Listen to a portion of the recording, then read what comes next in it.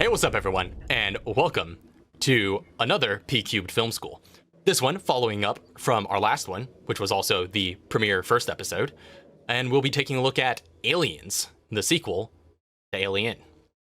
Yet again, we are joined by a group of panelists, myself, Raph, Lauren, Troy, Hello, and Rose. Last but not least. Hi. And like with the first film, we have the luxury of being joined by a couple of people who have never seen this movie by some miracle. Can't wait. I'm excited to vicariously through you see this movie again for the first time. Oh yeah, it's been a while since I've seen it as well, to be fair, but Sure. Still, it's. But I know what to expect. Yeah, exactly. That's like I know the parts that I'm looking forward to watching again. That's fair. But I am so excited to hear your fresh reactions for the two of you, because this is such a good movie. Well, like the first. The first two are pretty high up there for me. Alien and Aliens are both two of my favorite films of all time. And it's really hard to compare them because they're such drastically different films. But they are both, I would say, solidly within my top 10 at all times. So, before we get into this film, as usual, we'll start with a bit of a preamble to get us into the spirit of it and start thinking about it and building up to what exactly this film is going to be. Now, I don't want to say too much because you guys haven't seen it, and there's a lot that will be fun to see you guys discover as the film goes on. But let's talk a little bit, first off, let's do a little bit of review. It's been some time since we recorded the first one because life came up and this ended up being on the back burner for quite a bit. However, I do realize that in the last film school, we forgot to talk about Sigourney Weaver after the fact. We talked about a lot of stuff after the fact, but we totally forgot to talk about Sigourney Weaver, which we said we would do. Yes. And I want to get this kind of stuff on the record because, like I said, when I was talking about the first film, I feel like it was hard to talk about it apart from the careers of three different artists: Sigourney Weaver, Ridley Scott, and H.R. Geiger. And we talked plenty about H.R. Geiger and Ridley Scott. And I said we would have more time to talk about Weaver after the fact, but we didn't end up doing so because there were so many other good things to discuss. But Weaver needs to be talked about, especially before we go into this film. So I will say this for our audience. One thing that y'all didn't get to see, which was a total joy for me, was to see in the chat the reactions that were going on as the film was progressing, and basically see Rose gradually fall in love with Ripley over the course of the film, as everybody else has over so many generations. And the cat. And the cat. I think she was more bewildered by the cat. Yeah, that's fair. Yeah. I don't know, but so if you want to talk about that a little bit, what was your initial impressions of that character? Because that's the thing that blew my mind that I didn't entirely realize before we started watching it and I started seeing your reaction, is that, I don't know about you, Troy, but with Rose, it was clear that she legitimately didn't know who the survivor was going to be. And that blew my mind. I was like, oh, snap. Yeah, the final survivor. She doesn't know. And so that must make the suspense sequences even more killer, when you don't know who's going to live or die. Well, before she starts, I'll say this. I know enough about Alien to know that Sigourney Weaver, her character Ripley, is almost always the main survivor. I knew that much. Yeah, so I assumed, that's the amount of information I assumed both of you were coming in at. Because, she is pretty... Apparently not. Yeah, apparently not. I'm tiny brain. I don't know anything. You're just... uncultured brain. Yeah, you're just uncultured. There's a difference. Which is what we hope to remedy with the series. Yeah. That's right. So that's part of our mission here, is to gotta get you guys to watch the movies you haven't seen that. You really should have. Yeah, and not only to enculture you into this body of must-see films, but also to expand narrative literacy in general and learn more about storytelling, which we're super passionate about. So Rose, also to show you the movies that we grew up on and how we think, because that's true.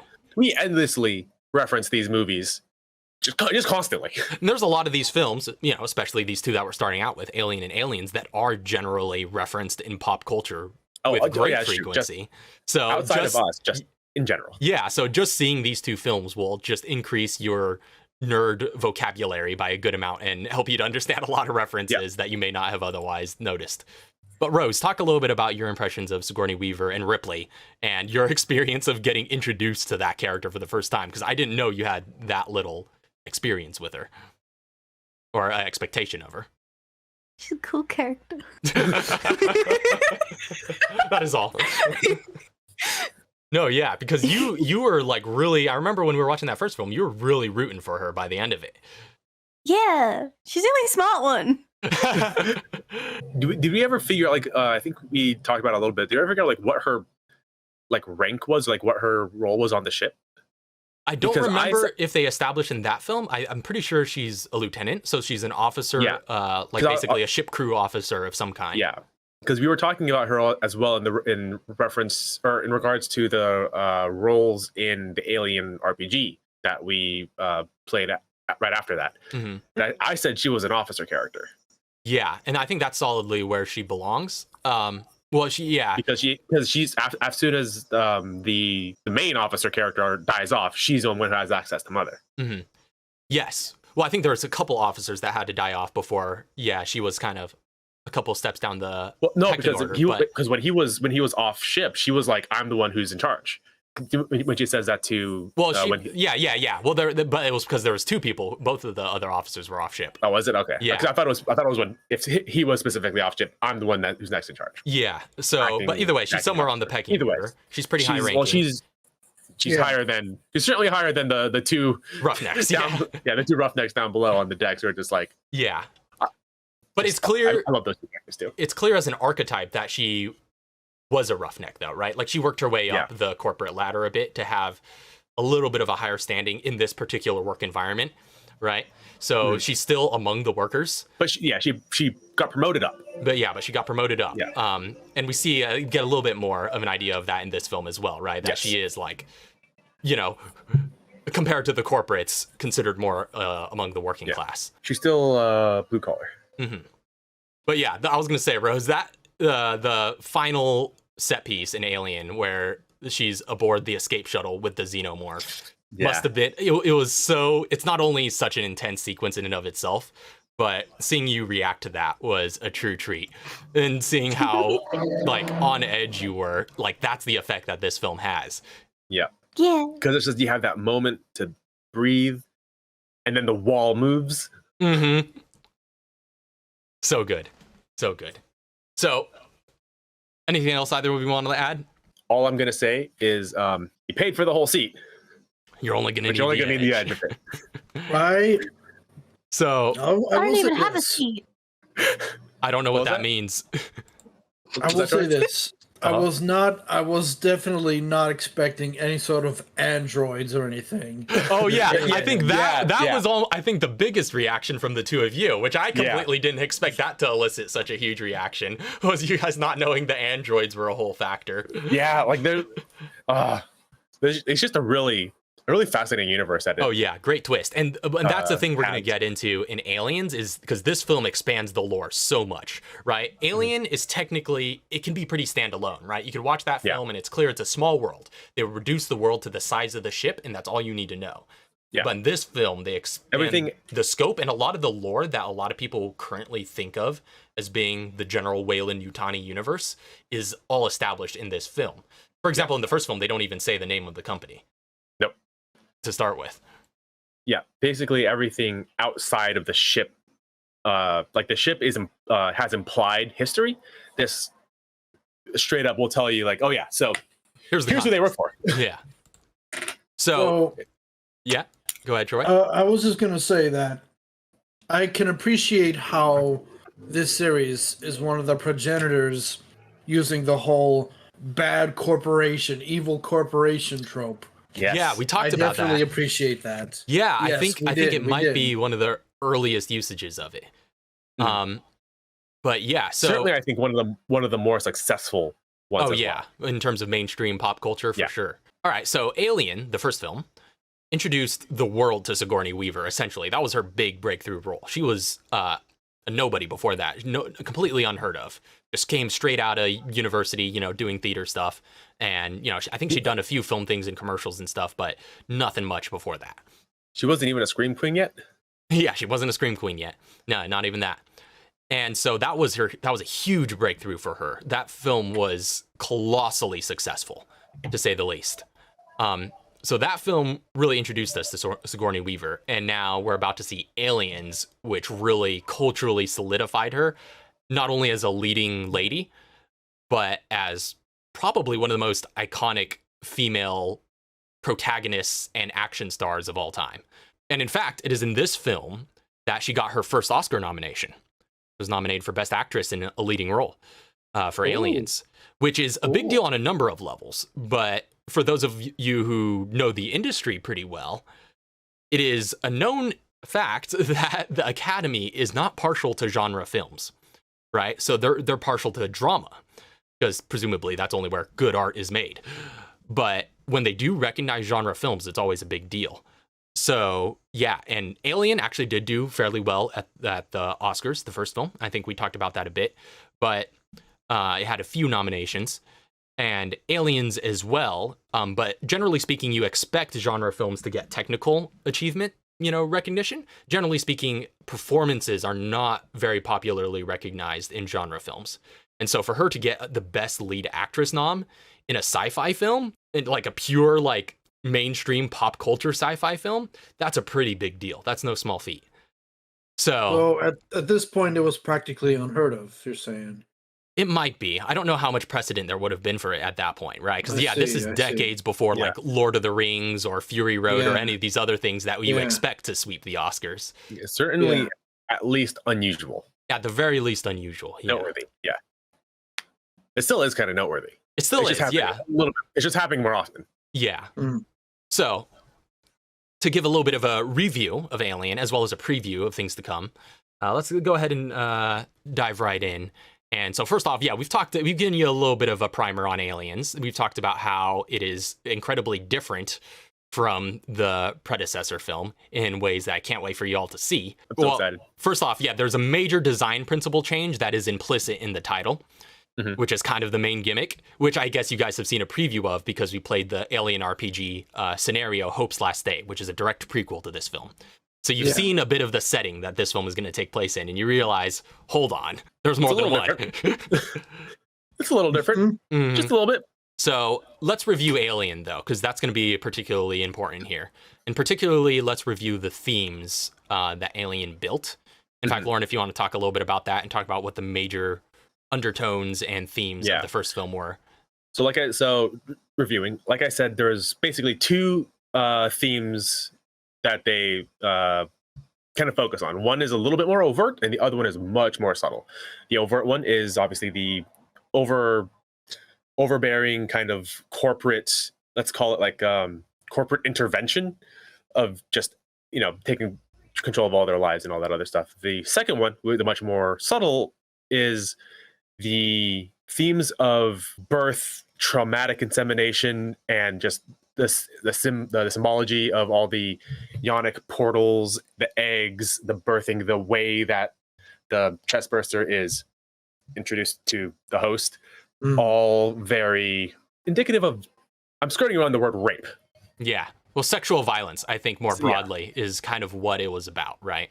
Basically. Yeah. It was it was a film that was implicitly about sexual violence and explicitly about, I suppose, the power dynamics within a corporate structure. Yeah. And especially the difference between the wealthy elite and the working class, right? Yes. And interestingly, I think we talked about it a little bit more after that we recorded that session, but I feel like those themes are a little bit more interconnected than we give them credit for, right? Yeah. So I was going to say I think more so it is just about violence. So violence in the workplace or violence in sexuality and in parenting. I think it's just about not having control over your person. Mm-hmm. And I think having something else outside of yourself asserting control over your person. Yeah, that's a good way of putting it. And you made that brilliant connection between what role the setting plays and the themes in the first film. Yeah. Where you said the ship is literally called Mother. They interface with an AI called Mother to talk to the ship, so to speak. Yeah.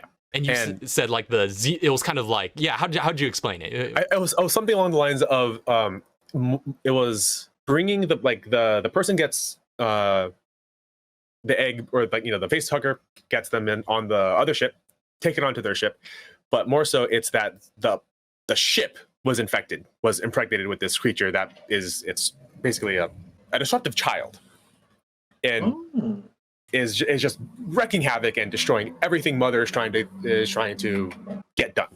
And it's just being a very disruptive child.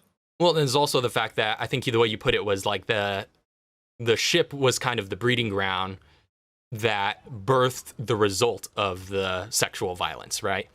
So the xenomorph was the result of that, and the corporation was the one that wanted it brought on board. That is true, yeah. I'm trying to remember all of what I said because there's a lot, and there's also a lot that I've since thought of between then and now that I was like, that I'm waiting to talk about after this film, because there's a lot to say. There's a lot to say about the themes after Aliens, because one of the things that you're going to notice, we talk a lot about these themes being a little bit more implicit, so you kind of have to dig a little deeper to see those themes, especially if you are coming into it fresh. If you watch it several more times in succession, you can start to look at all the little details. However, it's a little more obvious in the second film, simply because they know what the movie's about now. When they made the first film, I'm not going to say they didn't know what they were doing, but obviously they didn't know like how big of an influence it was going to be or how culturally impactful it was. When they made the second film, they can lean into those themes a lot more because it was already established. They didn't have to set up anything, and they can just go right in. And there's a lot in Aliens that I just can't wait to talk about. Yeah, and that's why I wanted to do a quick review of the themes in Alien, because Aliens is such a good sequel. It's hard to emphasize how good this film is as a continuation. Yeah, it's one of those films that you will often hear talked about as the hypothetical perfect sequel. It's really the closest I think we've ever gotten to Aliens and Terminator 2. Both James Cameron films too. Yes. He's good at sequels. Yeah, it's really one of the closest things we've gotten to a perfect sequel. And the reason for that, and what we mean by that, isn't just that it is a sequel that is a good movie. That's not what we mean. It's not just a movie that you look at and go, oh, I like this, just like I like the first movie. As a sequel, as a continuation of theme and story and of character, the character's arc continues, the themes continue, or rather, not are just continued. They are expanded upon and built and taken to their to the next level.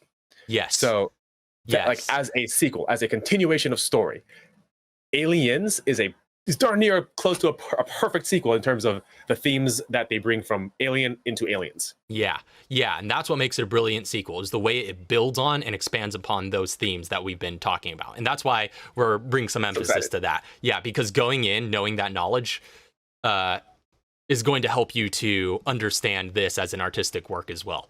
Because it expands on the ideas that are conceived in the first film so well, and in a way that just completes them too. It completes those ideas to a pretty fair extent. So yeah, there's our basic review, and we've talked a little bit about the legacy of this film and how it's now kind of remembered as one of the greatest genre films and sequels of all time. So in the same way that it's hard to talk about the first film, apart from a few careers that we kind of selectively looked at, there's a few careers that I think we need to talk about for this film as well.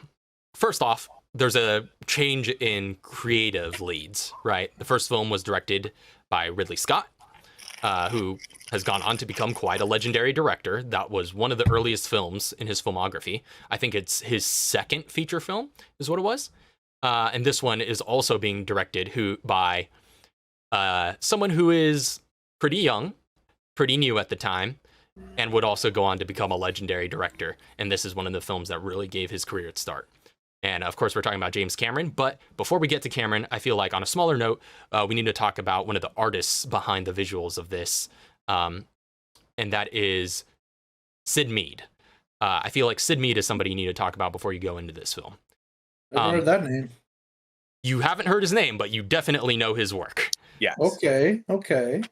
Sid Mead is a highly influential industrial designer and neo-futurist concept artist. He, for the most part, kind of designed the future. Like it's hard to describe how influential he's been, but if you see his work and know what things he has worked on, you really start to realize how much he has shaped the way pop culture envisioned the future. Yeah. And I'm going to show you some of his art here as samples in a second. But, well, first off, let's just talk about the idea of an industrial designer. And I guess, Lauren, design's kind of your wheelhouse, primarily. And it's like, that's a thing that I feel like we don't really think about is industrial designers. But yeah, so much in industry, right? Machines, cars, things like that need to be designed. Everything needs to be designed. The best design goes invisible because you don't think about it. But the best design, while looking good, more so has a function. It functions the way it is intended.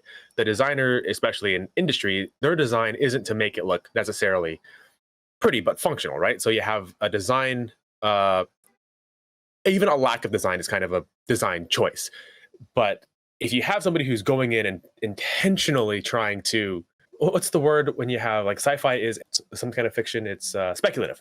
Speculative. When you have like speculative design, it's like, that's when you can start to add in function and form together. So these industrial settings that that Sid Mead designed are also just very aesthetically pleasing because he's coming at it from the point of view of, well, an artist. So he's taking these industrial settings, these things that don't necessarily you don't really think about the design of. Like, let's talk about just cars, right? The car is just a vehicle. It's a thing that gets you from one place to another.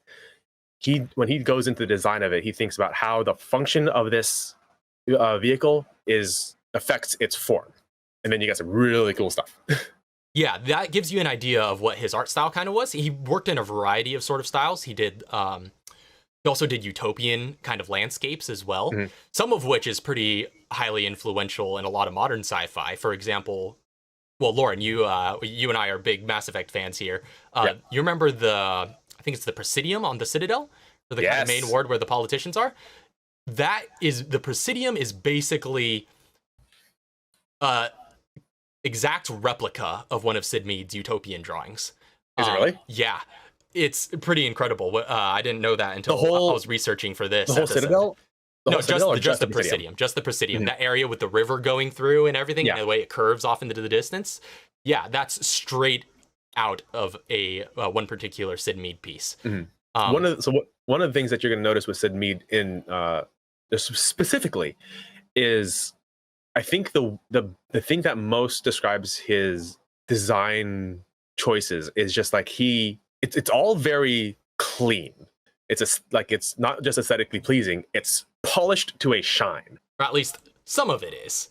And it depends on the take he's approaching for a project. For example, for that third piece that I showed you, that one I think brings in some of the grime and the grit that you see in films like this one, right? Yeah, that kind of industrious civil workplace kind of feel to it. But even still, it's all like chrome, future, and you can tell that at one point it was very shiny. That's true. You can't. It looks like an aged, old version of something that was once polished and sleek. Yes. And Dieselpunk? What was that? Dieselpunk? Not quite Dieselpunk. This is Adam Punk's era. Oh, yeah, Adam maybe. Punk. Yeah. Yeah. And but yeah, he was highly influential. Worked on a number of different films. This one included Aliens. You'll be able to see his hand in the design of a lot of the machinery, the ships especially. I know he designed all the ships for this film, all the vehicles and whatnot. But he also worked on Blade Runner, which was very visionary. He was one of the main artists designing the look of that film.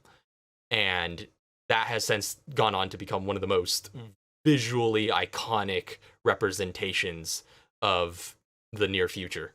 So that's the kind of stuff that Sid Mead has done. He's also worked on a ton of other films. You could look him up to see what all he's done. I think he also made some contributions to Elysium. I'm not 100% about that one, but a lot of sci-fi stuff, a lot of futuristic stuff. And yeah, you could see how he kind of influenced a lot of the retro future look in that day. Hugely influential artists, especially in his field. I definitely recognize his art style. Mm-hmm. Yes. Star Trek as well. He has a very distinctive style. Oh yeah.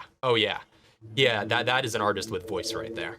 Yeah. So he did not work on the first film, but he did work on this film, and so you will be able to see a little bit of that aesthetic shift, which kind of works to have a bit of an art aesthetic shift going into this film for reasons that you will see when we get into the film. Yeah. I'm sorry. I noticed something here. Like last time we did the film school. You mentioned how H.R. Geiger had a very dirty sort of industrial look, whereas this guy is contrasted with a very clean look. Yeah, that's a part of it. And H.R. Geiger, the thing about him is that his industrial look is like mixed in with organic, right? It's bio. No, what's the word? Yeah, biomechanical. Biomechanical. Yeah. That's his. Yeah, his style is very biomechanical. It's very dried blood looking. Mm-hmm. Well, and that's the thing too is H.R. Geiger just worked on the Xenomorph in the first film. They actually had different designers working on all the ships and all the other industrial elements. But, well, because he did the ship. He did the derelict. Yeah, the derelict ship. That's true. H.R. Geiger did design the derelict and the monsters. Mm-hmm. Since those are all kind of part of the same aesthetic. Yeah, it's all really the same thing. Because like, if we want to go from the point of view of the Xenomorph being like the child, like it's still part of the same character. The ship, the eggs, the facehugger, and the Xenomorph. Mm-hmm. Fair. So yeah, you'll see some of Sid Mead's work influencing here, and that's pretty dope. So yeah. With that being said, let's talk about James Cameron. So first off, are you all familiar with James Cameron? And if so, what do you think about when you think of him now? No I'm idea familiar who. with James Cameron. Yeah, Troy, I assume you might know. Rose, you said no idea. Par for the course. Yeah, Troy, what do you think about when you think James Cameron now? What I think of when I hear the name James Cameron mainly is that he did a lot of. Now, most of the films I can't remember, but he directed a lot of films, made him a big star. But most of all, Terminator 2, man. Terminator 2. Yes. So, yeah, the Terminator franchise, yeah, he was the creator of that entire franchise. Yeah, part of what he's most known for now, I think to the general pop culture, would be Avatar and Titanic. Good lord. Yeah, right? Those are obviously the biggest ones, because those are the first and third highest grossing films of all time, respectively. Avatar and Titanic. And they're also both, apparently, the first two films to gross over $1 billion. So really? The first two times that record was met, both of them were James Cameron films. Huh. Yeah, so needless to say, he makes money. Lots of it. And he makes a spectacle. Oh yeah, he makes huge, spectacle films. He makes Michael Bay look like he doesn't make money. And yeah, like you said, he's directed a ton of stuff. He's been a director for numerous blockbuster franchises, and that's kind of what he's kind of been known for and associated with, which is interesting because you look at his filmography, he hasn't directed a whole ton compared to some directors. However, they're all like hits and iconic films for the most part. But that being said, that's where we think of him now. But let's take you back to the context of 1986 when this film came out and go into his humble beginnings a bit. Because in many ways, he kind of entered the industry, well, in a lot of ways that people fantasize about the film industry, which is working your way up to the top. In many ways, that's kind of him. So first, this story starts the same way the story of the creation of the first Alien film starts, with Star Wars. As many things do. I think a lot of things started with Star Wars. But before we get directly into Star Wars, let's talk about James Cameron even before that, where he started out as basically a working class man, which is why I think he's a very appropriate pick to direct this kind of film. We talked about those themes of the workers and the corporates and that sort of dynamic that's implicit. Definitely. Yeah, he was a working class man for, much of his life. He kind of started out, he wrote in his free time between doing all sorts of odd jobs. But yeah, he wrote in his free time. He was a creative guy, and he was always fascinated by the art and science of special effects in particular. That was one of his sort of interests. So then comes 1977. Star Wars. Uh-huh. Film that completely changed the world. And not only did it inspire Ridley Scott to do something in space, to do a space film, which led him to Alien, but it also, at that same time, inspired James Cameron to quit his day job as a truck driver and go full-time into film. And so, going into his first year, 1978, just a year later, he actually completed his first micro-budget short film, a little sci-fi piece called Xenogenesis, which he just made with a couple of friends. And through that experience, he actually began teaching himself the basics of filmmaking. That's where he starts developing his craft. Throughout 1979 to 1983, that sort of range, he starts breaking into the industry.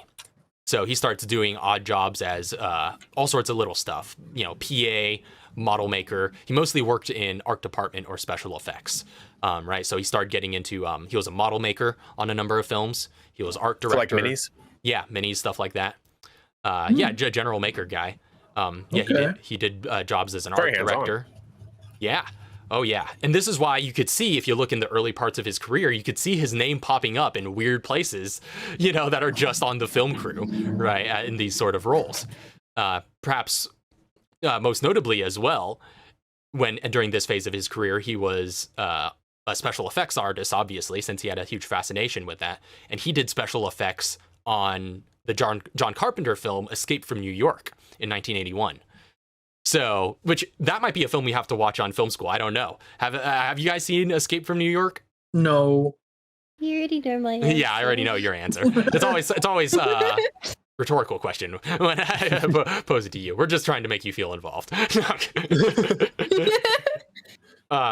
No, Escape from New York is a brilliant film. I love that movie. And Cameron did effects on it.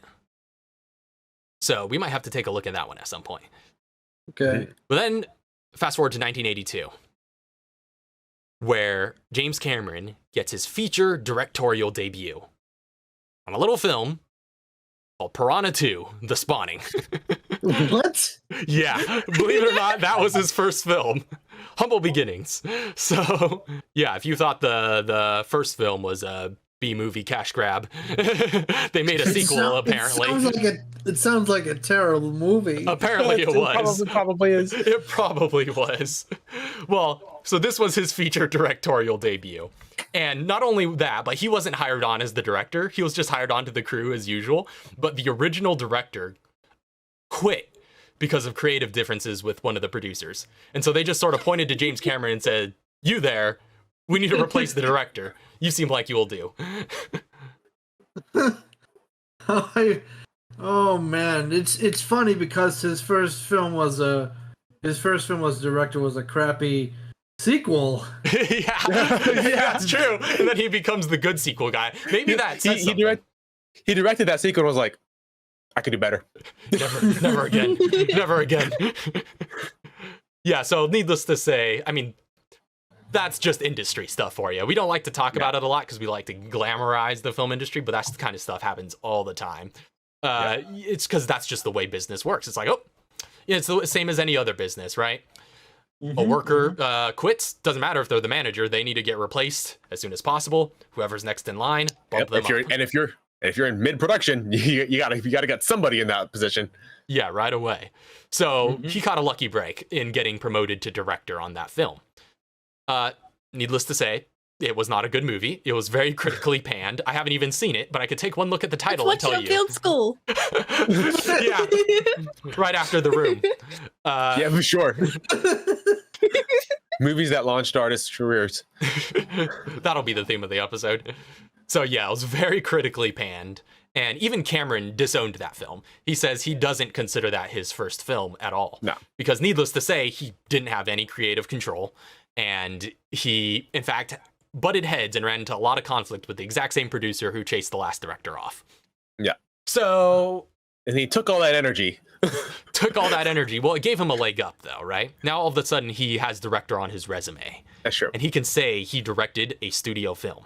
Mm-hmm. So that gives him actually a little bit of a launching pad into the future. And that brings us to 1984. Not the novel, the year. The Terminator. Oh, that boy. was his big breakthrough. Yeah. That's a name. That's a household name now. Big franchise. That was his big breakthrough. So he was inspired by a mix of both a nightmare that he had while shooting Piranha 2. It's just some, Just the world ending. Just casually, just directing this film like, oh god. some fever dream. Not again. Not again. I need to finish the movie. Yeah, some fever dream from the awful experience of directing that film. Yeah, he particularly apparently the contents of the nightmare were just the element of being chased by a robot assassin from the future. And so he took that. Nope. Maybe I reckon you haven't seen the Terminator. Maybe we ought to watch that one. That might have been a good one to watch before this movie, actually. But maybe at some point we can look at that one. First two Terminator films. So yeah, it was inspired by a nightmare that he had while shooting Piranha 2, as well as another John Carpenter film, which is Halloween. Obviously, he took Halloween was hugely influential. Okay, here's my confessional. I still haven't seen Halloween. Mm-hmm. Really? I've seen Halloween. Yeah, that's this is my turn to pull a rose. I've seen Halloween. No, I haven't. Okay, I was gonna say if you've seen Halloween, then I'm definitely in trouble. But yeah, that's my confession. Maybe I can watch it for the first time on a film school. I know I've seen Halloween. I just don't remember it. Okay, but obviously Halloween was super influential for the invincible stalker bad guy trope, right? It basically invented that archetype.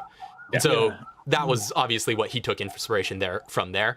Just invincible stalker bad guy. Put it in a robot assassin from the future. Great film.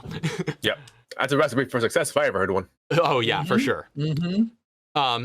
And needless to say, Terminator, very successful film. That was his big breakthrough. That's what put him into the pop culture spotlight. And that's really what gave him legs for the rest of his career, especially considering the return on investment on that one. Because even though it has a pretty good star in Arnold Schwarzenegger, not a very high budget film. But hugely inventive, and especially in the special effects department. Yes. A lot of pioneering stuff in that. Well, and this is the point in his career where he starts to get busy, because he's got that going on. And at the same time, 1985, 1 year later, he gets to work on a little film called Rambo First Blood Part 2. Right? So I know. Wait. Rambo, huh? Yeah, I didn't know Rambo. that. And in Rambo. Yeah, well, turns out, because he's a generally creative guy, not just a special effects guy, not just a director, he co-wrote Rambo 2 with Sylvester Stallone. Yeah, That's awesome. Not a lot of people seem to know that. I'm surprised by the amount of people that don't know that. Yeah. I didn't know that at all. Oh, yeah. He really had a hand in making the 80s what it was. Apparently. So that was a huge success as well, needless to say. And then, 1 year later, 1986, that brings us to Aliens. So, how do we go from all that to Aliens? Well, first off, there's something to note about Aliens that I didn't even consider until I was doing research for this episode. Alien came out in 1979. Aliens is in 1986. That's a 7-year gap right there. That is a huge gap, yeah. Yeah, for a sequel. Yeah, for a sequel? Normally, if you're going to make a sequel, you're going to capitalize, right? You got to make some money. Yeah. Like 3 to 4 years tops. Oh, yeah. So what happened? One production cycle. What happened with this film? So I began to look into that. Turns out a lot happened. This film had a troubled production. It was in production hell for 7 years. Oh, yeah, yeah. Mm-hmm. So the entire time it was just going through iterations. I was getting oh no. So it had a troubled development and production cycle. So the production was put on the back burner for years and just kept getting delayed due to a myriad of stuff. It was no one thing. There were legal issues. I think 20th Century Fox was getting sued at one point over the first film. There were studio politics, changes in management, a change of creative control all over the place. It was a mess. So this film was put on the back burner for a while. And eventually, after a few years, and after all the legal issues settled, they start looking at it's like, okay, who do we want to work on this? Well, they say, hey, there's this James Cameron guy.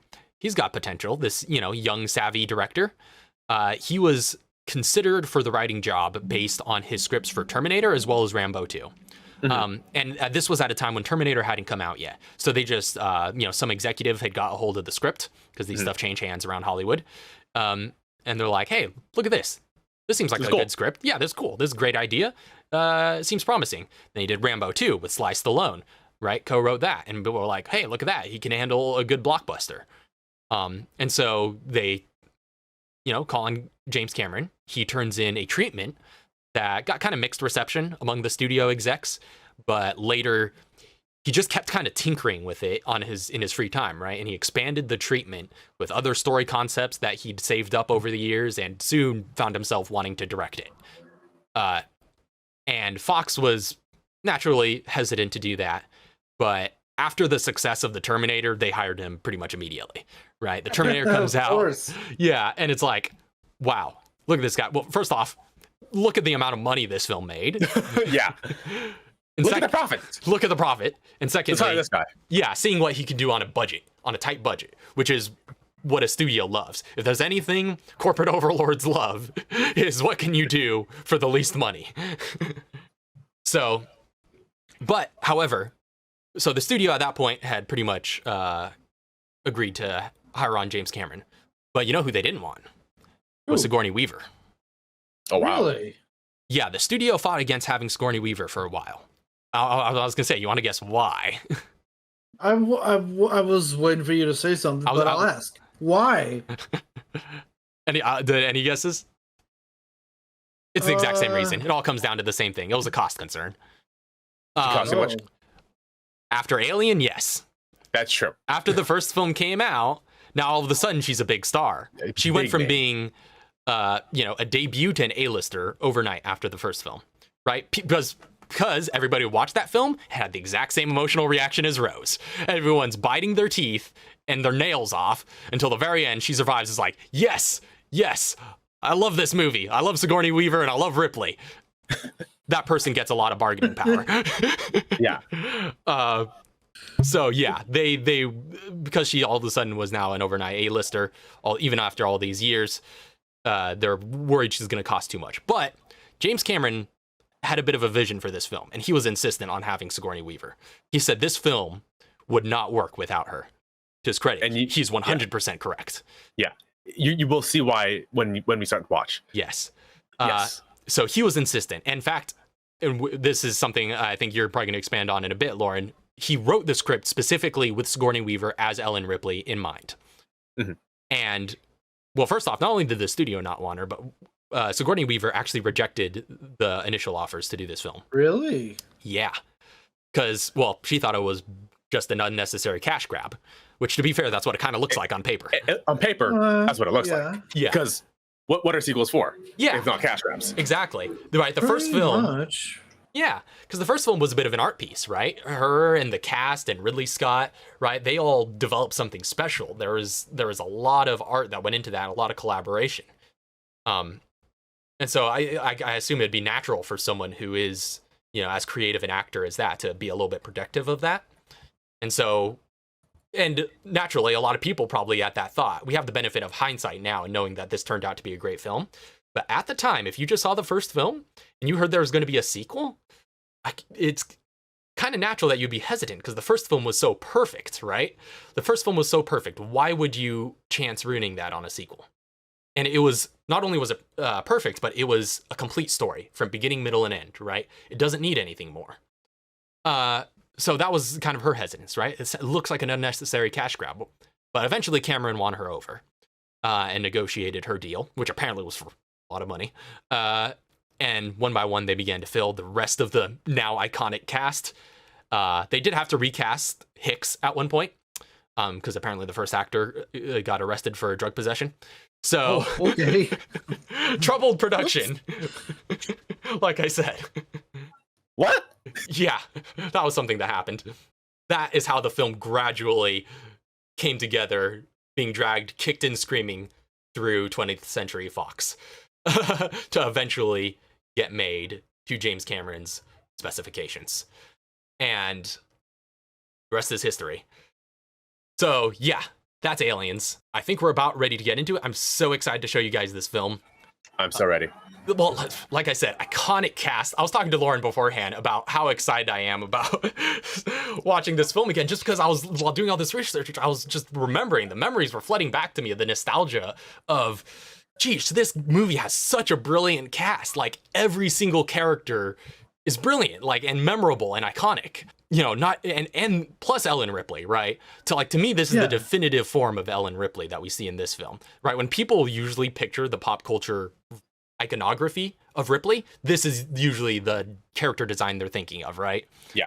So, but not only Ripley, the entire cast is iconic and lovable and memorable. And I think we talked about this last time, but this is a movie you're going to be quoting for the rest of your life. I can guarantee you that. It's up I've there. never seen the movie, and I know a few quotes. Yeah. I reckon you I don't do. know anything. I don't know. I was gonna say, Rose, you might recognize might. some stuff as we go along. You I don't might know. recognize a few things. There's some classic lines in this movie, and like every other line of dialogue in this movie is classic. Really, to be honest, it's up there with like The Princess Bride and films like that has just super quotable I haven't movies. seen that. Oh my god! Film school added to the list. Yep. So yeah, there's just so much to unpack in this film. We really just got to see it. So yeah, anything else you want to add, Lauren, before we take off into this? Obviously, there's the thematic continuation. Everything we need to talk about is going to be after, right? Yes, I am very ready to just watch this film again. Honestly, just hearing you guys talk about it and everything has gotten me so excited. Oh yeah, that's the idea. So brace yourselves for aliens. This time, it's war. That was the literal tagline of the film. Is it really? Yeah. That's funny. First thing I said when we got back into voice chat was just, is that a movie or what? Oh, That's a movie. good. That's a movie right there. Good movie. I know, Rose was jittery. Oh my goodness. Initial thoughts, reactions, anything from first timers. Well, It's a really good movie. it was pretty interesting. Yeah. 7 years does a lot in terms of technical Oh ability. yeah. Oh yeah. Absolutely. Yeah, I was gonna say, yeah, the visuals are so much more stunning in this one. They're able to do like the most impressive visuals from the first film with regularity throughout this film, Yeah. right? That's the thing. It's just Get a lot- constant. Is the alien still like a guy in a suit? A lot So, of it is, yeah. Yeah, I was gonna say, so yeah, let's talk about some of the technical stuff because there's a lot going on here. James Cameron is a visual effects genius. So, well, and it helps that he's kind of a VFX artist by trade, right? He comes from that background, so he brings a lot of that experience to this. In fact, he did a lot of extracurricular work on this that we might talk about later. But yeah, it's there's a lot of different visual effects techniques or special effects techniques, I should say, nowadays. It's important to make that distinction, but there's a lot of different techniques that are used for the xenomorphs throughout this film, as well as the face huggers and all the different creature stuff. Yeah. The guy I want to talk about is Stan Winston. He did all of the alien effects, and he was also the second unit director, which means he pretty much handled a lot of the photography of the action and directing that. So, and this guy's actually a bit of a legend. He did a lot of practical and animatronics effects on all sorts of franchises. He worked on practical and animatronics on the Predator series, did the whole Terminator series, as well as the Jurassic Park series, the original ones. Ooh. Man. So, yeah. That is pretty legendary. Yeah, and he did all the creature effects for this film. Needless to say, he's very good at his job. The creature effects are so smooth, and that's the one thing that kind of stood out to me going back this time around. And especially after rewatching the first one more recently, right? Is just how smooth the movement and the animation is in this, the puppet animation, I should say. Yeah. Everything is so well puppeted, and like there's never anything in this film that takes you out of it in terms of the effects, right? You believe that those creatures are there. And that's not even to get started about the Queen. Oh, absolutely. I mean, so man, excellent just puppetry just overall, but they showed the entire Queen for a lot of the fight, which is something they barely did in the first film for even the little one, the little dudes. And that's a very complicated rig for that Queen. there's a lot of moving parts. There's Oh, a yeah. lot of moving parts. Yeah.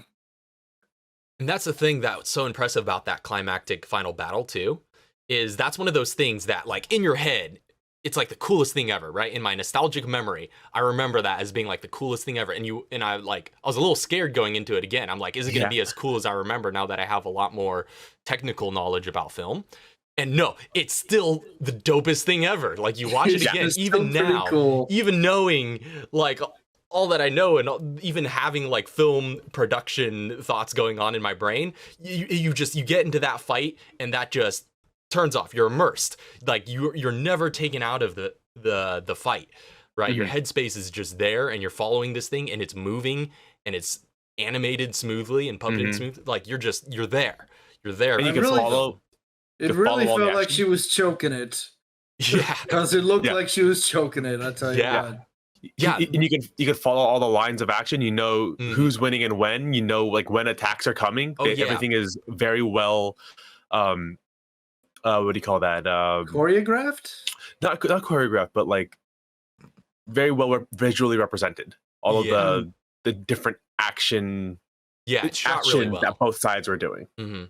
Yeah, it's solid action design through and through. Yeah. That's the impressive thing. Stan Winston makes a fine second unit director. Yeah. Yeah, because the action reads so well still and the movements are just so clear and everything is just great. You just feel like, oh, this is a creature battle. Pacing is really good too. Yes. Yeah, I know. I think you guys had like some problems with the pacing of the first film. And I'll say I'm not sure if it's entirely a pacing problem because I think it's just the two films had very different design intentions. You have to keep in mind, right? Because the first film had like art house pacing, and the second film has blockbuster pacing. Yeah. Right. They're both Which is something you're probably a little bit more used to. Yeah. The blockbuster pacing is a lot more popular, to be sure. And you'll see that like these kinds of cutting techniques used still in modern films. Well, I guess art house films still you still see those that pacing style used as well, but that's a little bit more niche, right? They're both good pacing, but different intentions. Because like with art house pacing, the priority is to keep you in the moment, whereas with blockbuster pacing, the priority is to keep you engaged. Yeah. And so different, very different styles, but both very good, I would argue. Yeah. One is inherently more exciting, but neither of them are necessarily bad. It's just that you have to. There are ways of doing both of them bad. There are ways to do them bad, and there are ways to do them well. And with both films, I think the thing you have to keep in mind is you have to know what you're going into with each film. Like you can't be prepared for Aliens and then watch Alien. Yeah, exactly. Yeah, because if you go in expecting that blockbuster excitement and then you're met with the slow, deliberate pace of the first film.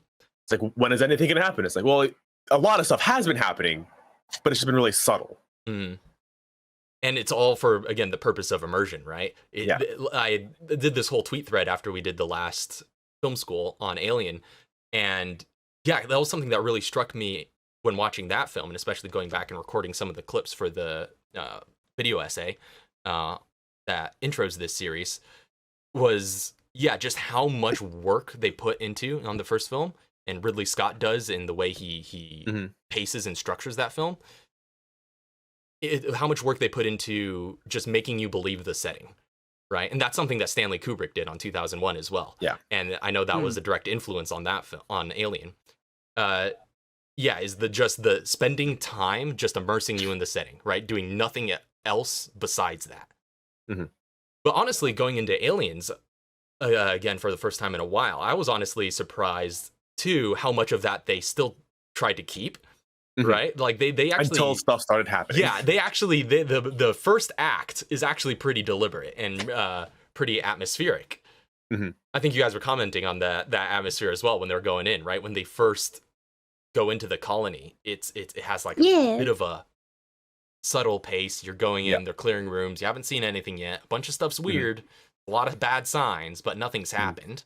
And then we even get like basically a break before anything does happen, right? There's some false alarms. They meet Newt. It's like, okay, we thought something was wrong, but it's just a kid. Yeah.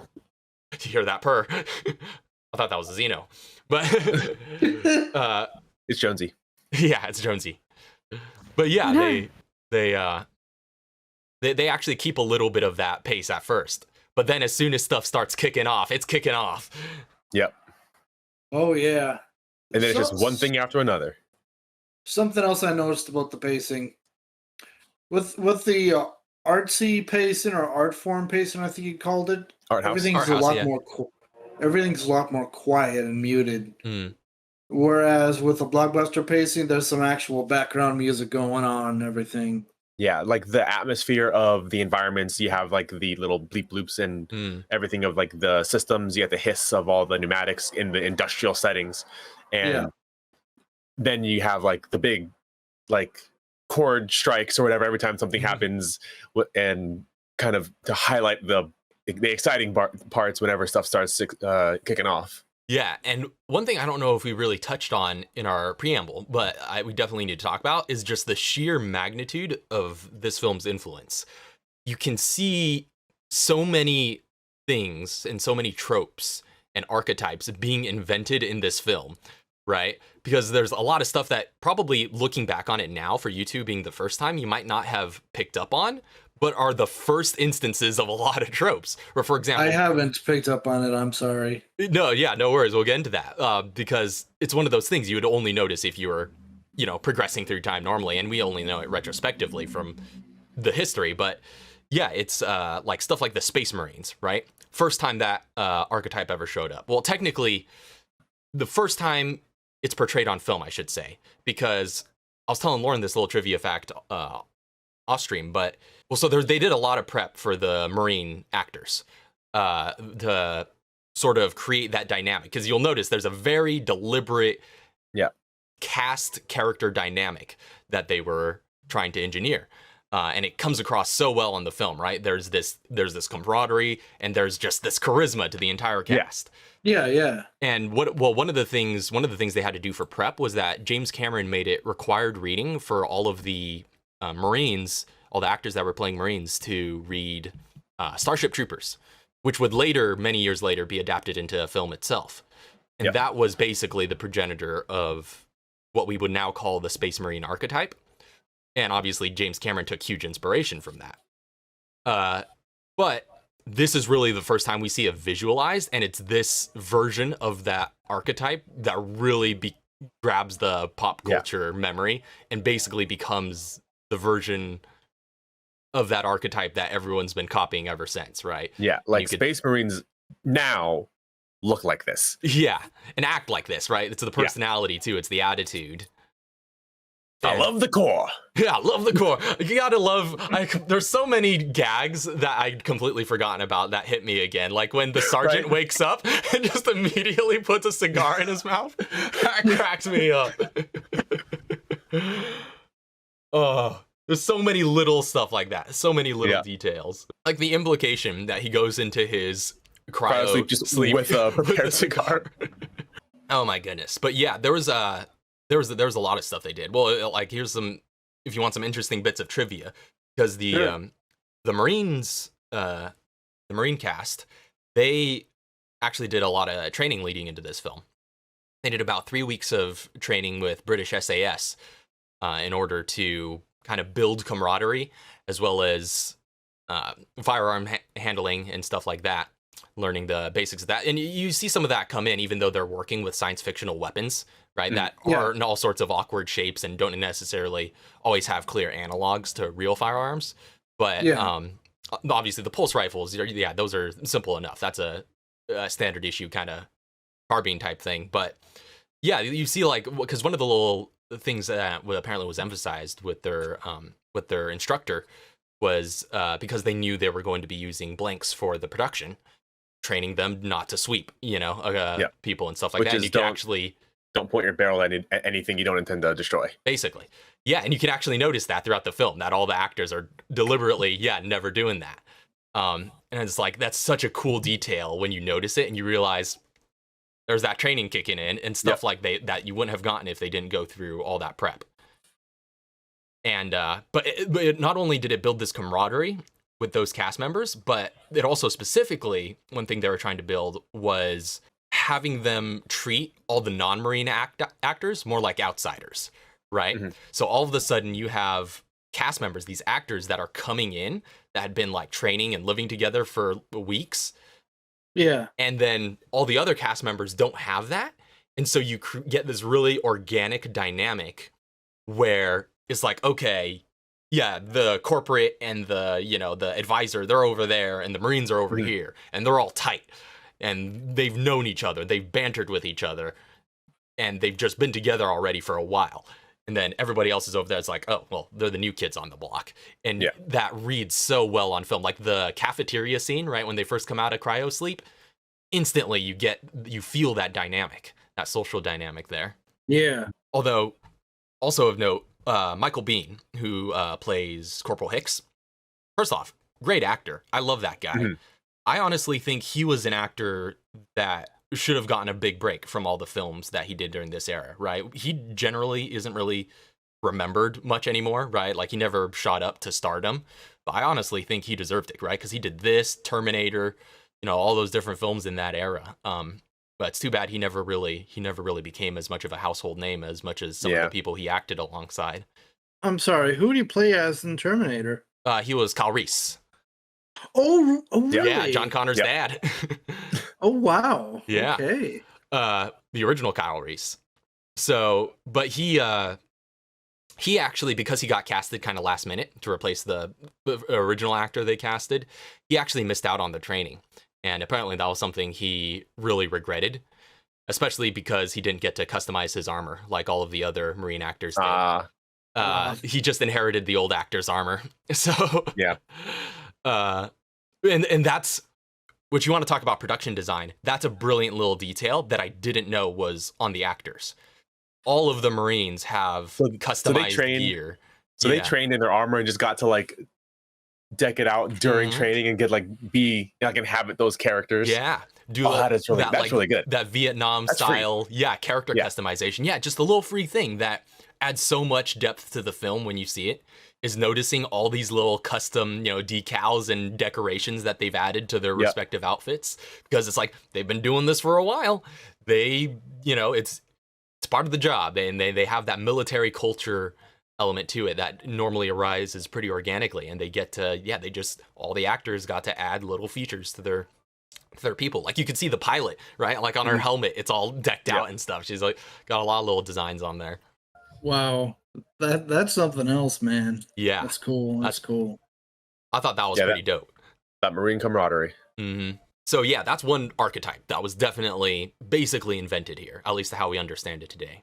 Well, and just in the art style, you could see its influence in all sorts of places, right? Obviously, those Sid Mead designs, the ship that the Marines deploy from, you could tell like looks almost exactly still like the ships from Halo, like the big the capital ships they had. Yeah, the big human. I guess they were basically more like what would you call that?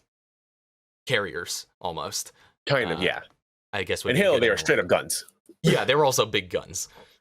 But you could obviously see that, that design is basically imitated exactly in Halo. All right, anything else that out production-wise, I guess, while we're on that topic? Let me think if there's anything that I noticed while watching. I mean, just overall, there's a lot I want to talk about. Oh, yeah. For just break down all the production. Like, there's a lot of stuff that I was looking at, I was pointing out when we were watching. I was like, oh, like that's a straight up map painting. Oh, yeah. Like an interior sequence, though. Like, oh, that's really nice.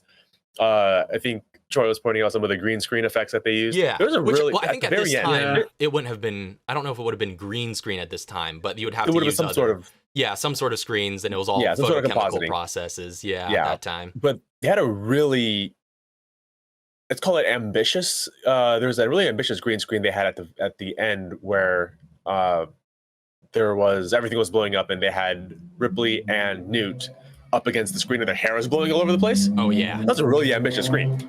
Some poor intern probably had to do some rotoscoping there. Oof. But yeah, like there was a lot of just like projection backgrounds that they did. Oh, rear there was a really convincing rear projection. Yeah, rear projection backgrounds. There was this very convincing projection of what I think it was a projection of the when the ship crashed. Oh, and it was heading towards them.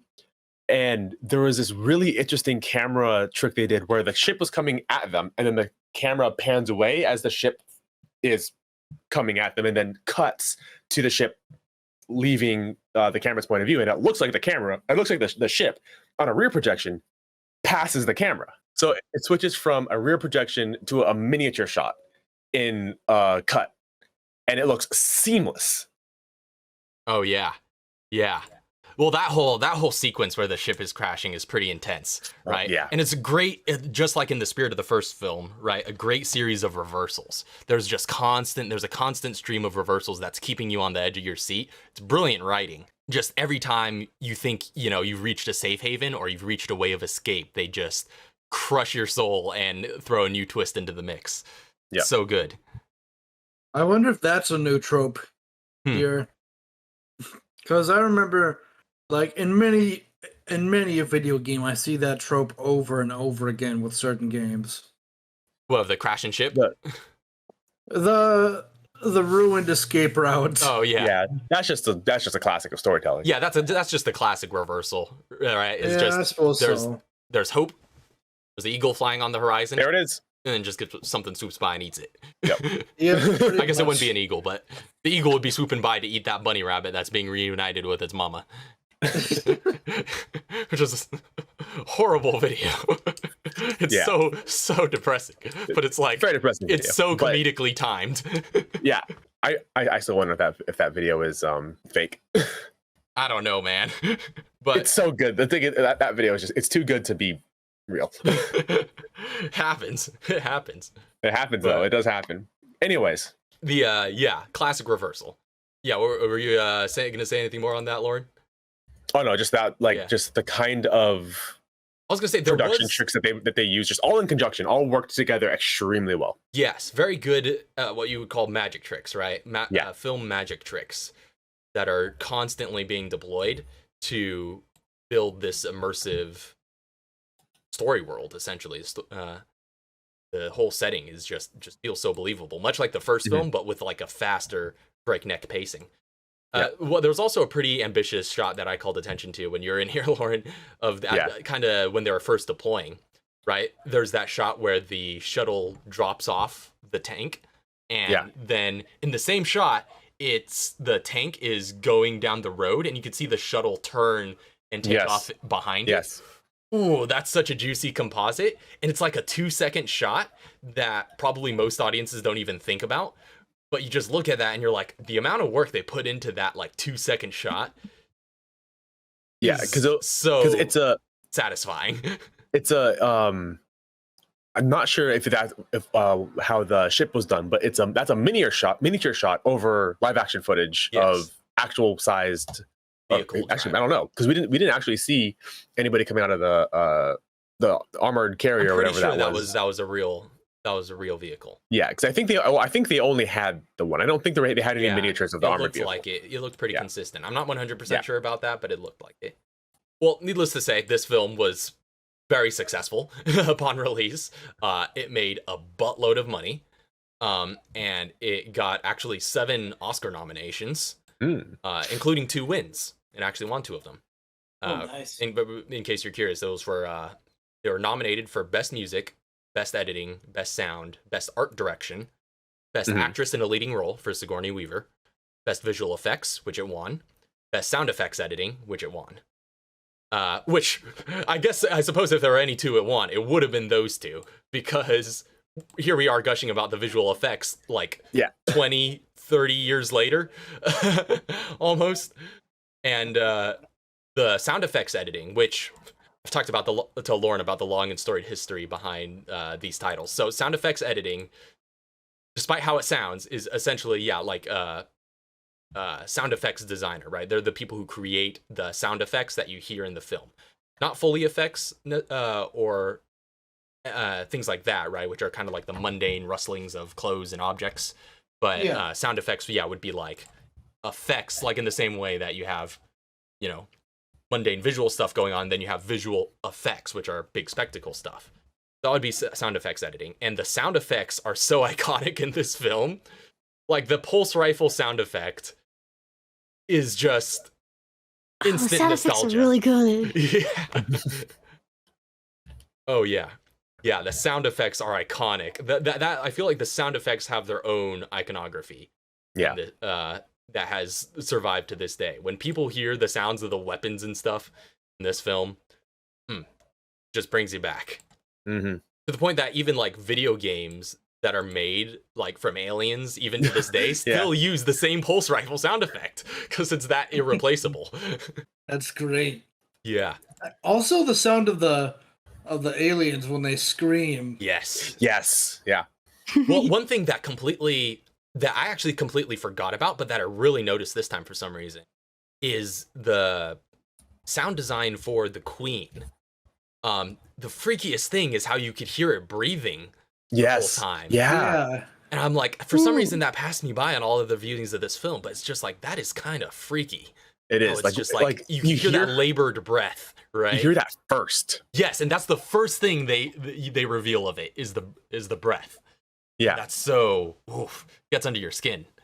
Because the other ones, none of the other ones, they're all predators, ironically. But they right, they're sneaky, they're stealthy, right? When you hear one breathe and you realize there's something in here that is of such a size, right, that you could hear this labored breath when all the other ones are quiet as a whistle. Well, it's also in labor. And it's also in labor. Yeah, that's true. Constantly. Also, the slow reveal of this thing, man, Yes. I really enjoyed it. Like the slow pan. Yeah. And I was going to say. I like how everything mutes. Mm-hmm. Yeah. It's a masterclass beat, actually. I was going to talk about that. That is such a masterfully crafted moment. That alone is a huge testament to James Cameron's directing skill, the way he set that up. Because, it's so good. Like, everything about it, right? She walks in, and the slow, what I would call trickle of information that the audience receives sets it up so perfectly, right? Cool, because first off, Chekhov's Alien Queen, first you set it up way earlier, right? Like one act earlier, you have a little throwaway interaction where it's just like, where are all these eggs coming from? Heck if I know. I don't know. Right? Just throw that in there. Later on, she's running throughout the lair, and all of a sudden she comes to a sudden stop, and she's looking around, and you're like, what does she see? Then we cut to a wide, and you see all these eggs on the floor. A sea of eggs. And you're just like, whoa, that's a lot of eggs. That's your first reaction. But then you're like, wait a minute. Then you're starting to remember that conversation from earlier. It's like, wait a minute. Who laid those eggs? Who laid those eggs? Then they cut to, I don't even know what to call it, the friggin' uterus. the egg layer. Ovipositor. The ovipositor, yeah. Yeah, there you go. Then you cut to that, laying an egg. And then, so if you hadn't already been thinking about that conversation, now you are. Yeah. Right? Just to make sure. You got that slow trickle of information. And then you cut to what that organic piece of flesh is attached to and see the creature itself. Mm-hmm. Ooh. And it is huge. So much bigger than all of the others. So much bigger. And in control. Mm-hmm. Yes, brilliant nonverbal dialogue going on in that film as well. Good. And it's smart. It's very smart. I love your reaction to using the elevator. Like, oh no, it's smart. She's going up. Yeah. And that scene is also really telling of the themes of the movie. Yes. That one scene is basically the thesis statement of Aliens. Mm-hmm. Yes. Well, because I like, as soon as I saw the Queen, and it's like everything clicked into place. Like, oh, well, that's what they were getting at. Yeah. Yeah, and that's why we set you up with all these themes, because let's get into that. Well, first off, let's just verbalize it, right? What is the nonverbal dialogue going on in that scene? First things that happens is she threatens its kids, right? Mm-hmm. Yes. She said, just fire, aim it right in the egg. Yep. And it's like, oh, okay. I understand your threat. I'm gonna call my attack dogs off. She signals to the soldiers, and they back down. Yes. And so she starts backing up. She's like, "All right, you gonna let me go? No, okay, I'm going. And And when one of those eggs opened up, and it's hard to tell if that was deliberate on the part of the queen or if it was just happenstance. We don't. It's not an exact science how these eggs work. It was either an unlucky coincidence or the queen was being devious, and I'm inclined to think the latter. I have the feeling it was just an unlucky coincidence. Although I like the look on Ripley's face at that point. Yeah. Like she saw that egg opening and she's like, we're doing this now. Yeah, Okay. exactly. Yeah, that's exactly the face. It's just like, it's on. And Like, you bitch. yeah, instantly starts burning the place down. And then that queen, you can like feel it. It's so, the puppets are so expressive too. That's the best part. They're expressive, and then add on top of that the sound design. It's like that queen is angry, right? From that point on. My children. Yeah. You killed all my children, and now I'm literally gonna maim myself to chase you. Because from that point forward, there's nothing left for the queen but revenge. There's nothing left. The fight is over. Now it's just being essentially petty, but it's like serious petty, right? Like that's a tangible emotion, vengeance, right? And you see it pursue her with fury all the way up into space. All the way up into space. Oh yeah, so good. And it was just, and it's the story of what you would do for your child.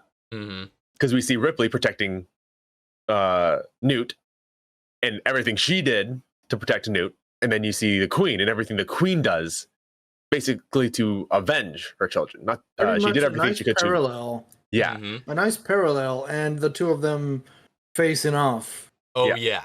And that was the fulfillment right there, right? That climactic moment when they finally face off at the end. That is the thematic fulfillment of everything that was going on in the first movie, right? It all leads to that point, and that's why.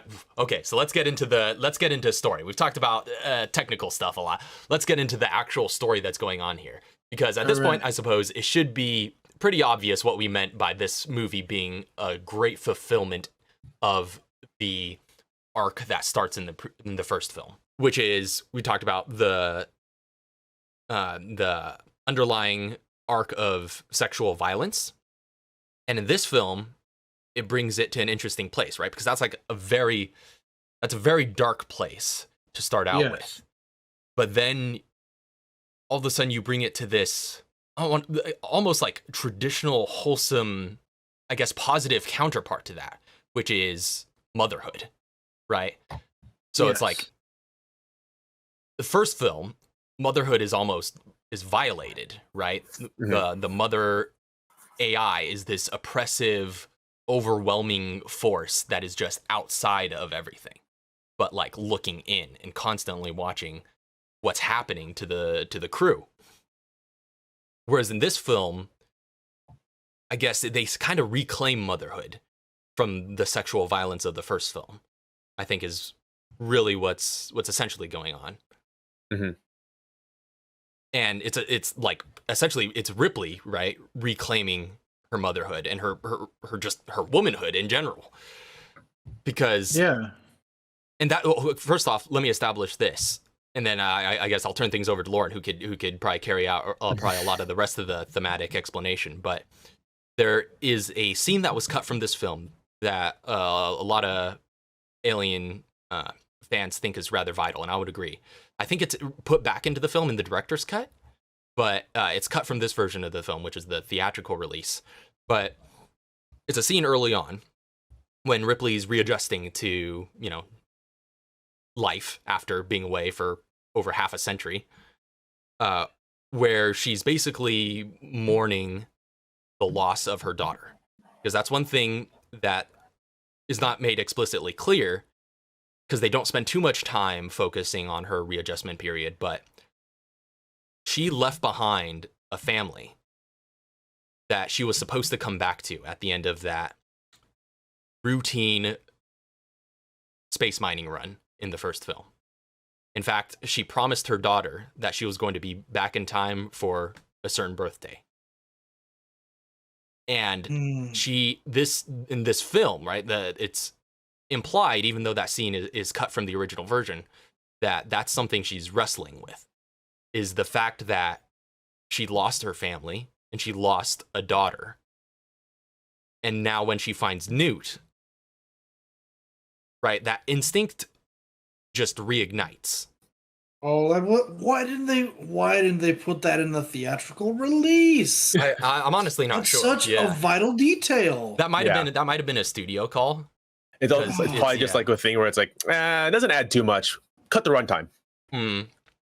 To be fair, the runtime's already looking a bit long, right? It's a 2-hour and 20-minute movie. Studio is probably was probably looking for a lot of things to cut. But I think that would have really benefited being in the theatrical cut. Absolutely. Because that's a pretty important thing to keep in mind. And this story has been expanded more elsewhere, right? The game Alien Isolation explores the story of what happened to Ripley's daughter in the 50 years in between. In between the events of these two films. Because in Alien Isolation, from what I understand, you're playing as Ripley's daughter. I didn't know that. Yeah. Really? Mm-hmm. Huh.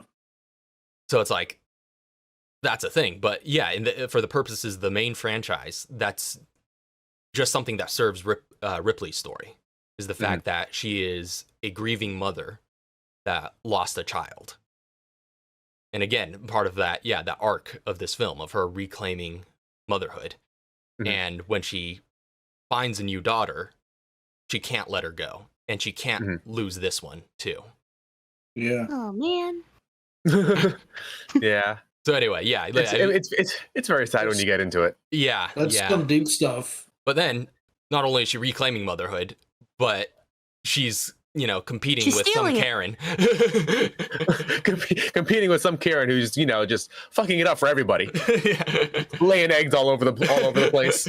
Yeah, coming in with her minivan of freaking kids. Children. Yeah. Those gremlin children just running around an industrial's workplace. Yeah. Causing havoc. Being an inconvenience. Which I think is just such a brilliant thematic fulfillment that they give her that, though, right? Where not only is she reclaiming her motherhood throughout this film, but she is facing essentially the corrupted motherhood of the first film, right? Yeah. Because you start out with her traumatized, right? She's obviously suffering from PTSD. She's having nightmares, flashbacks, things like that. All related to birth.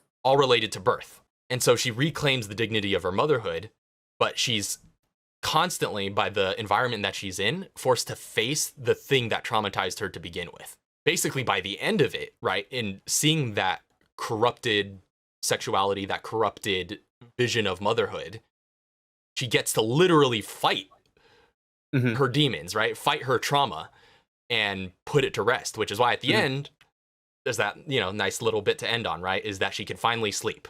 Yep. Because can we sleep? Yep. Can we dream? I think we both deserve to. Yeah. She finally put that down. She finally had to. Basically, she finally had therapy. Very cathartic therapy. Yeah.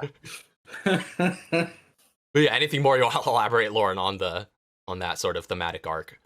Father figures. Oh?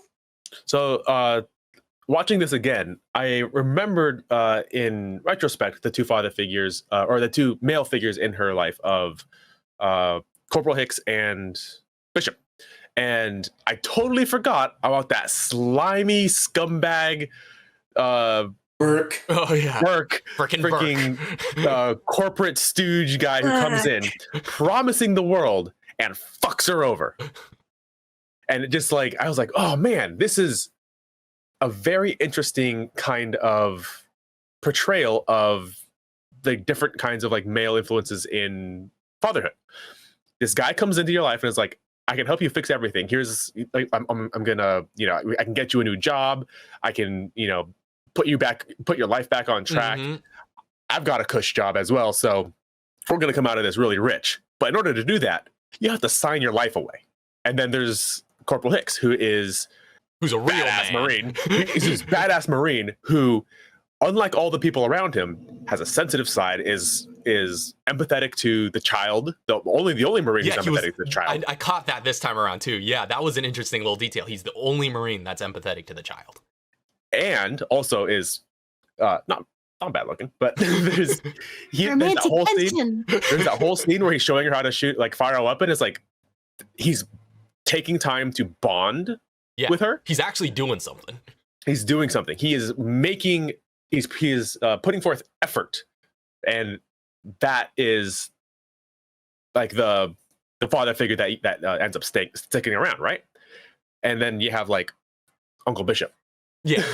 Well, that was one thing I observed when thinking about it between the last film school and this one, is that interesting sort of design pattern where, and I love this because it's ultimately, I think, a pretty wholesome image that the film leaves you with, right?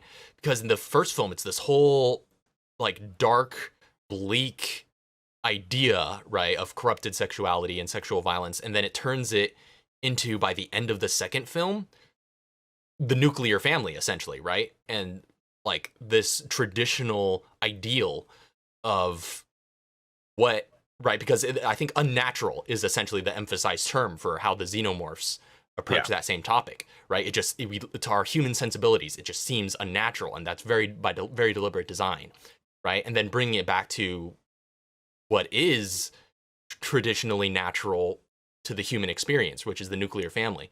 And you get that. You have a mother figure, Ripley, a father figure, Corporal Hicks, and a child, Newton. And then, I guess weird android uncle. But, you know, he's all right. He'll help the kid out. when she's falling out of the airlock. He comes off a little weird, but you know, he's there when he needs to be. He's got some good party tricks too, you know. Right. So you could invite him to social events. It's fine. Do the knife thing. I'm trying to remember who my character was in the one shot. Yeah, the Hope's Last Day. I forgot what that character's name was, but you were also playing an android character. Yeah. And he was good. Yeah, he was a good android. Well, and I love that they flip that expectation, right? Because the whole film makes you go into the whole first film makes you go into this one expecting the worst of androids. Yeah. And not only embodies that. Yeah, but not only that, they straight up tell you who's the android right from the get-go. Mm-hmm. And it's like, okay, well, now I know who I'm not supposed to trust. Look at this dude. Don't trust him. He's an android. Yes. But now I know my tropes. I totally had a feeling they were going to turn the evil android trope on its head. Yeah. Which was great because there's a lot of little stuff that they use to humanize him.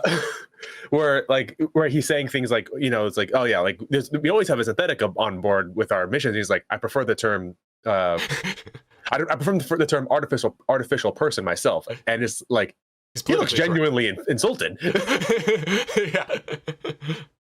And it's just like listen, please, like we don't use that term anymore. Yeah. Oh, I love that bit. Oh, is he the gay uncle? I guess so. He is. I thought of it that way. Yeah. I guess so. What? Bishop. It's just like Bishop's a little different. He sees the world at a slightly different from a slightly different perspective than the rest of us. Don't use the word synthetic around him. He doesn't like it. It offends his sensibilities. It's all right. Yeah. I mean, he's clearly an activist for androids. Yeah. Yeah. It's a family. Mm-hmm. It's a complete family unit. It's a complete family. You're right. But I really, he gets the android redemption arc in this movie. Yeah. Right. He redeems all of android kind in this one movie in one fell swoop. It's just like we go in expecting not to trust this guy, and it's like bam, he pulls through. That's the twist. I'm honestly surprised. Yeah. Yeah. Turns out he's just a good guy. Mm-hmm. Well, and I think that's a brilliant reversal, right? A brilliant reversal of expectations. And I think the way they executed it specifically is by, you have the android from the first film. Mm-hmm. You take that role and split it into two characters, right? So you had the android and you had the company man. Right, yes. And they were two different characters in this movie. And the android was actually trustworthy. Mm-hmm. So it shows you, and I guess that's, kind of how they humanize him as the gay uncle, with that the aspect of the first android that was bad wasn't that he was an android. It was that he was a company man. But Ripley came away from that not liking androids because that was her first experience with it, and it was a negative one. So it's just like, ooh, I don't like all androids now. Yeah. But it turns out the problem was that he was a company man. Yeah, and then we And see so- that with the human Yes, who is a company man. exactly. Now all of a sudden it's like, that's what was wrong with him. So I guess like, that works on the gay uncle metaphor actually really well, because she was literally like prejudiced against them because she had a bad first experience. Yeah. But it was just like, yeah, that he was like, you know, not all androids. You know, that last one was a scumbag company thing, and they malfunction anyway. Yeah. But no, yeah, There's- androids are all right. Let I'm me show you pretty how all cool. right. Yeah, I'm pretty cool. Yeah, but that Burke was Absolute like slime ball. yeah, absolutely. He's the guy who doesn't pay child support. Oh yeah, yeah. I did not trust Berg like from the very beginning. Good instinct. Never trust the company man. I like how like his opening line is like, "I work for the company, but don't worry, I'm actually a pretty good guy." Yeah, I know exactly. I was like, "Yo, this dude's a bad guy." Yeah, it's like if that's somebody's opening line, it's like listen, everything points to me being an asshole, but I'm not. That's his opening line when he goes on dating apps.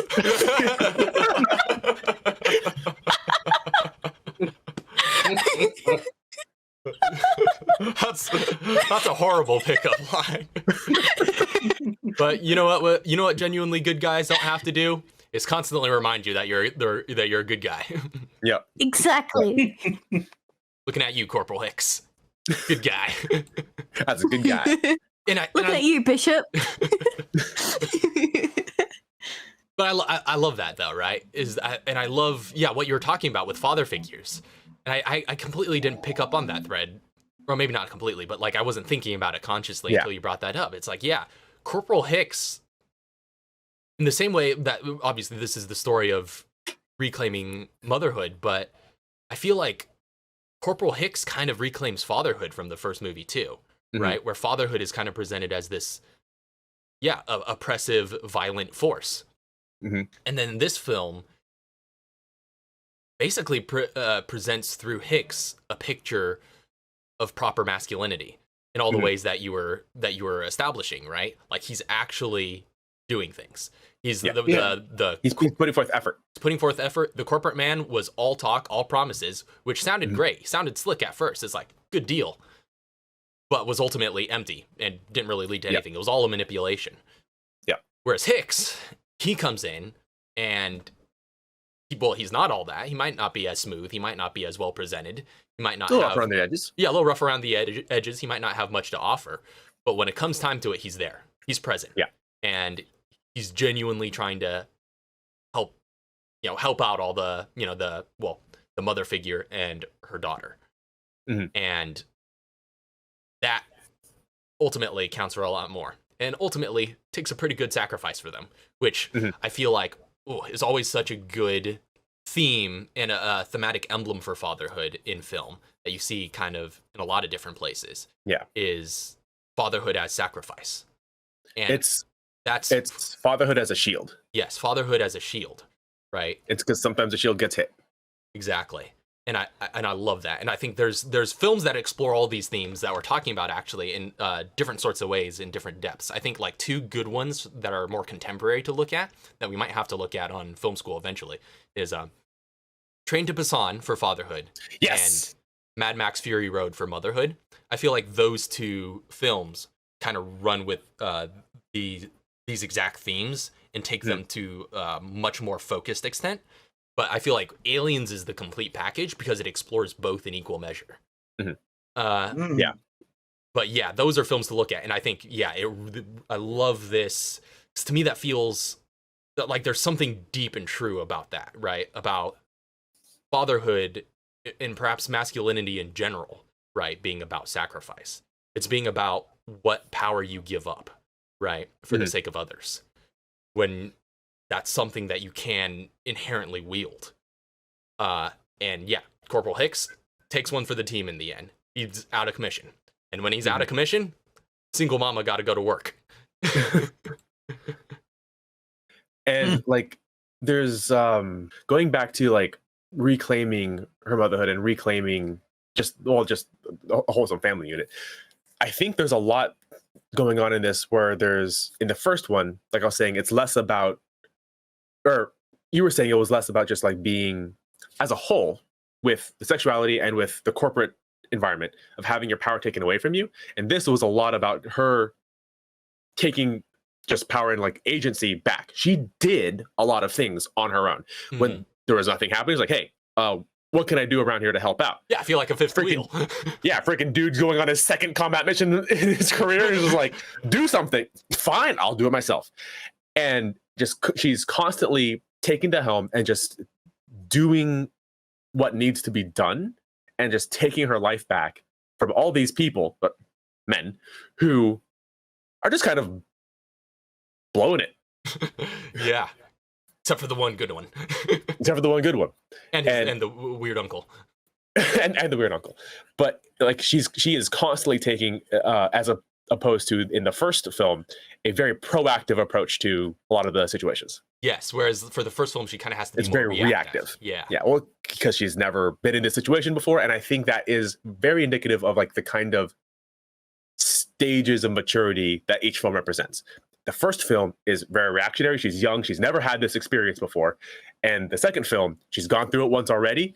And she's going through it a second time. Thing, right? The survivor character progression. Exactly. But specifically for motherhood and relationships. Her first time, she didn't know what to expect. The second time, she does, and she's proactive. Yes. And because in the first movie, she got taken advantage of. In the second film, she was not about to get taken advantage of. She wasn't going to let that happen. Get out of here, Burke. Fool me once, shame on you. That's right. Now, on that note, can we talk about... I'm going to talk about it. Because like for me as a writer, there's so many good things going on that I'm observing in this film. But can we talk about active characters? Because that's always one of the biggest challenges for a lot of early screenwriters. And it's definitely something that, and just storytellers in general, right? And it's definitely something that's hard to nail down. But I feel like this movie is such a good example of how to write active characters. Every character is active. And inaction becomes a beat, right? Inaction becomes a deliberate choice that they're making to move the narrative forward, right? Yeah. When the freaking the officer who's on like his second combat mission drop, right? Who's this sort of green, well-trained, but lacking in experience officer. Well-trained, but inexperienced. Yeah, well-trained, but inexperienced officer. When he freezes, that's a moment, right? It's saying even freezing is an action, essentially, right? As far as the plot is concerned. He panicked. Brilliant writing. Yeah, he panicked. And he screwed up. He lost his, and he got knocked out by inanimate objects. Like, what a loser. What an absolute loser. I think it was just like a bunch of boxes or something. Yeah, just a bunch of cargo just fell on his head. Just some crates, just like, I love how, just not tied down. Like, we burst out laughing on that part because I'd forgotten about that. But it's such a great juxtaposition, right? Everybody's out there, they're getting killed, they're in the stuff, they're fighting back. It's this intense action set piece. He freezes, and then when they're on their way out, literally gets knocked out by like inanimate objects while they're on their way away from the threat. Like, he couldn't have done worse in that set piece. Yeah. But yeah, active characters. Every character is active. And that's what I love about how they handle Newt as well, right? Newt is so good because that is a great way to write a character as helpless but not useless. Yes. Right? She is like, she's a child. She's defenseless. She requires rescuing. That's just an inherent part of it.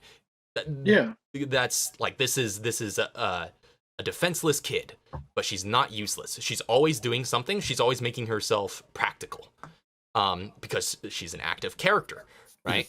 And it just gets back to the nature of it, right? It's like the fundamental human nature that we're seeing on display here, through the different familial roles, but also with the kid and just the way she uses her kidness to her advantage, right? She can fit in small crawl spaces, and also screaming.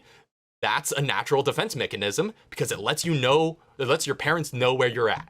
and they like bring and just using that the way it actually is designed to work for a human being. That's great.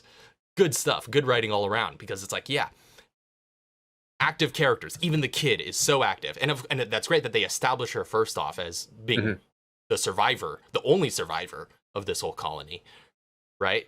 You know right off the bat that she's, smart, and that she's clever and resourcewul.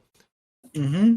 And then you get to see, it's like how that plays out, right, in this new dynamic that all of a sudden enters in. Because obviously, I think the medic mentioned, right, it's just like she's malnourished, she's a little beat up, but it's like she's perfectly healthy, if you just put a little food in her.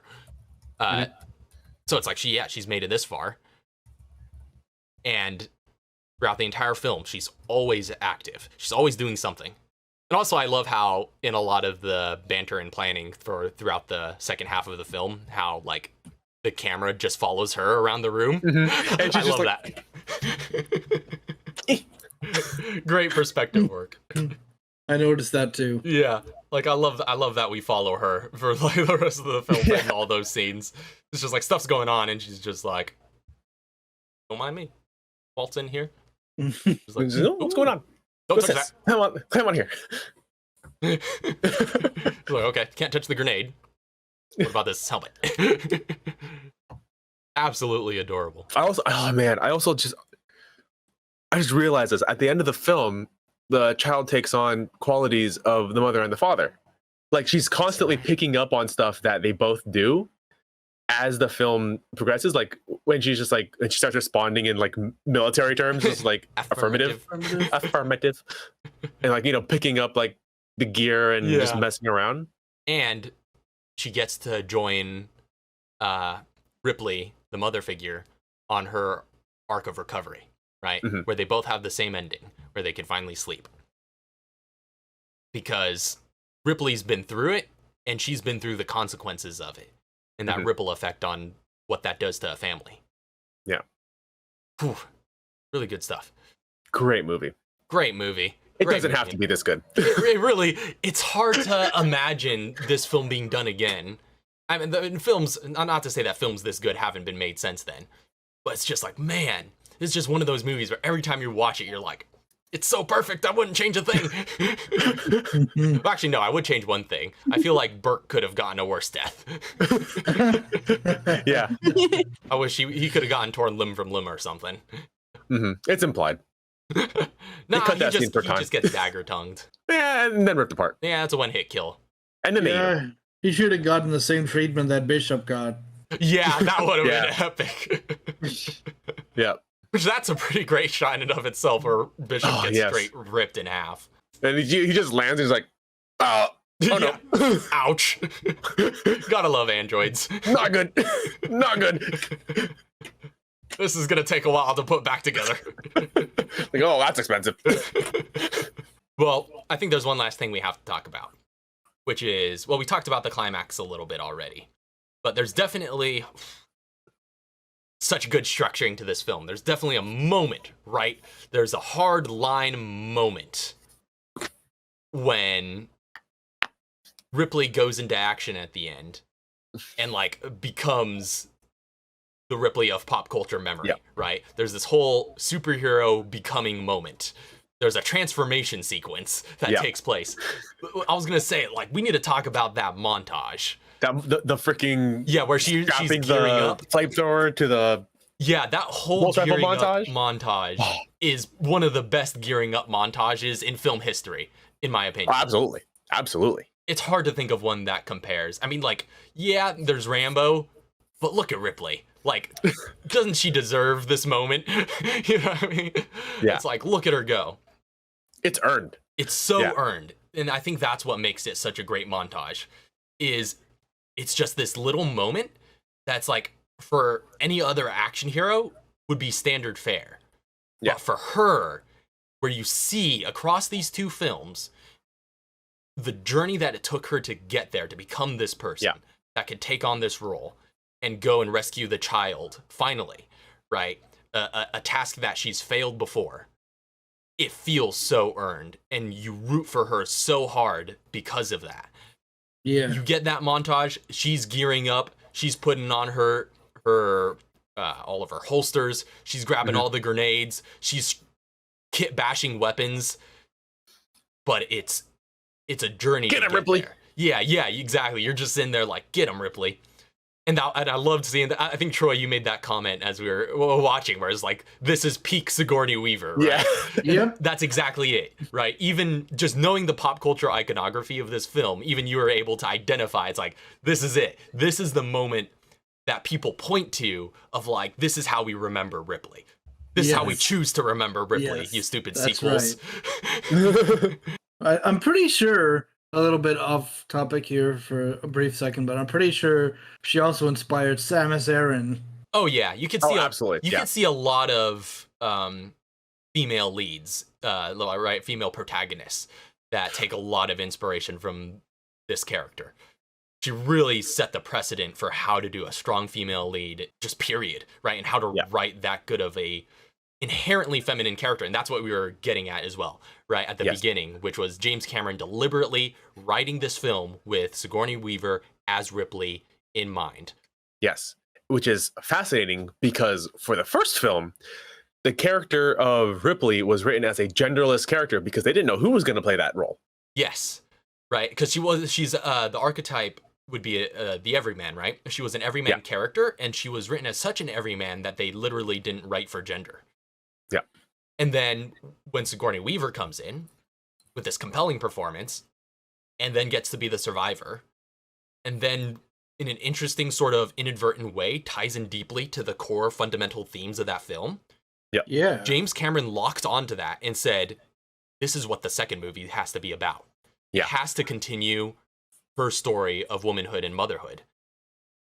And unlike the first film, then got to start with that, right? Yeah. Whereas the first film ends with that, this film gets to start with that and say, this is what the film is going to be about. Because they had to discover that along the way in Alien, because they didn't write for it. They didn't prepare the themes were there, but it wasn't written for Ripley. Yeah. It was more so the environment that Ripley was in. And then you get to this film, all of a sudden, now you get to tell a genuine story about femininity. And it's so well executed. And like I said, when you finally get to that Ripley Rambo montage at the end, feels so well earned. So well earned. And that montage, even seeing it again now, right? Knowing it's coming, it's just like, you get in it, right? You feel so motivated. You're just like, this is happening. Let's go. Ripley is going commando on these Xenos. It's like, oh, they're screwed now. Yeah. You darn angered the mother. Yeah, chills. I still get chills watching that scene. And Lauren pointed out this piece of trivia that I didn't know, which is that the film, when it gets to that countdown, when she first enters the hive, the film starts moving in real time because of the fact that you could hear the computer counting down alongside it. And I guess they made that decision to cut that scene so that it flows in real time. Yeah, I think because I saw that at the very beginning before you started. Amazon Prime has these little trivia bits that pop up if you watch with I think a certain mode turned on. It'll pop up trivia bits about the scene you're watching or about the movie or actors that are on screen. It started I think with like a little bit of trivia that said, yeah, apparently in both versions of the film, the final scene is exactly 15 seconds long. Or 15 minutes. It feels 15 seconds. It's a shit fast scene. Yeah. Just runs in. Give me this kid. Give me the kid. Mine. Yeah, it's 15 minutes long, apparently. Yeah. I didn't know that until I saw that. That's super cool. I love that. I love that gimmick whenever it pops up in film. Yeah. There's a number of films that have done that. Yeah, that have taken the real time. The countdown as film movement, length. Yeah. That momentum. And it's so good. Though, that whole climactic sequence. I feel like the first two films really nailed their climactic sequence, which is so needed, right? Because it's hard you can have a great journey. And yeah, the journey is definitely the bulk of it. But if you can't tie it together with a great climactic sequence, it can often be hard to walk away from a film satisfied. Yeah. And first two films really, really nailed their climactic sequence, right? I remember when we were watching the first one, everyone was here, right? Everyone was immersed. It was just like, it's intense. The music cuts, right, for her escape from the ship. You're just listening to the sound design, the industrial sounds of the Nostromo, and you're watching Ripley struggle to get off the ship. And then they flip that on its head in this film, where you see her when she finally has to face all of her trauma, which she's been doing continuously throughout the film, but has to face it directly on her own without any assistance this time. But now she's going in so much more prepared because she's been surrounded by a supportive family environment that's prepared her for this moment. She goes in, she's able to go in on her own, gear up, and it's a very identical sequence if you look at the way that it's shot compared to the first film, right? There's a lot of identical shots I noticed, the way it's structured, of her just going down hallways. And you see also she falls back on the habits that she built on the Nostromo, right? You see her using tactics that they developed for surviving the first xenomorph on the Nostromo. Just flaming ahead. Preemptively flaming the hallways to clear the way or scare anything that's there, right? To make sure that's safe to go in, because either way, we know the Xenos are going to react. So, yeah, like stuff like that, right? Calling back all of her experience from the first film and her memories and all of her training that she picked up on this film, and just bringing it all together for this sequence where she just gets to be competent in facing her trauma. And then she rescues the girl. Masterful. Absolutely masterful. And then she has to fight corrupted motherhood in a final face-off that might be one of the greatest final boss battles in a film ever. Right? Like I said, it's almost it was almost worrisome going in, worrying about, it's like, is it nostalgia goggles that I remembered the sequence looking so good? No, that sequence is still baller as heck. It looks so good. And it's great that films like this are so well preserved and remastered. Because these HD versions, the whole film looks amazing. Yeah, we were like freaking out about that when it was like just starting. We were looking at the opening sequence. It's like, man, this looks good. Yeah. This looks really good. Yeah, you just remaster that film stock, and this movie's visuals still hold up so well, don't they? Yeah. And I would argue, like you said, the technology jump, right? I would argue visually, at the very least, this film definitely holds up better than the first one. Because there was just so much more they were able to do. And then you come in with a young, enterprising, visionary, special effects background creator like James Cameron. Yeah, get out of town. This movie looks good. Give him studio budget after the Terminator. What's he gonna do? This is what he's gonna do. Apparently. And again, you could see so much of that, right? Like, so much of the aesthetic influence is also something that this film had. Like, the way they portrayed, I think the blockbuster look in general, right, in this film is something that's been copied so much, right? It's very kind of Call of Duty looking, but it's like, no, you get that from films like these, right? And it's just been that whole look of the Marines and, that future space infantry moving out sequence has been imitated so often.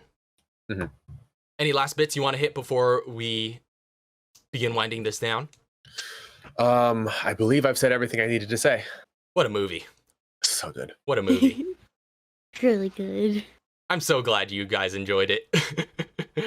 And I knew you guys would enjoy it, because nobody gets to walk away from this film not enjoying it. Yeah. But I'm just so glad I got to watch it with you all. When you finally did get to enjoy it. It was great. Yeah. And I guess a couple, last bits of trivia to just throw out there. So, like, H.R. Geiger apparently wasn't asked to return for the sequel. Well, apparently neither was Ridley Scott. So they just kind of, all right, fine, we'll go off and have our own careers. To be fair, Ridley Scott was probably very busy. He was too busy becoming an iconic director after the success of the first one. Which, I don't think he really minded that. But H.R. Geiger wasn't asked to return to do the new designs on this one, but obviously his fingerprints are all over it. Absolutely. There's so much going on. Direct imitation. Yeah, and deliberate imitation of his style with the xenomorph environments. The hive. Yeah, the hive. And the Queen. And the Queen was the big new design, Geiger-esque design that they had to do for this one. And that was interesting, because I actually thought about that. I was like, I want to kind of look into that. It's like, what did Geiger think of that? And apparently, like, so first off, the Queen was was designed collaboratively by James Cameron and Stan Winston. Yeah, apparently James Cameron, because again, he comes from like a visual arts background, right? He was, done modeling and art directing and all that. So it's like, this is the kind of cool stuff that you get from a director like him doing a major picture like this, where, he did the initial sketches of the Queen himself. Oh. That was James Cameron's initial ideas. So he sketched the thing and then threw that over to Stan Winston, who did all the creature effects, and said, can you make this? Make it work. Like, I can make this work. I like this design. And so, he iterated on the design a bit more, turned it into some models, turned it into some puppets, right? There's obviously a lot of different things that are used for the Queen. Yeah.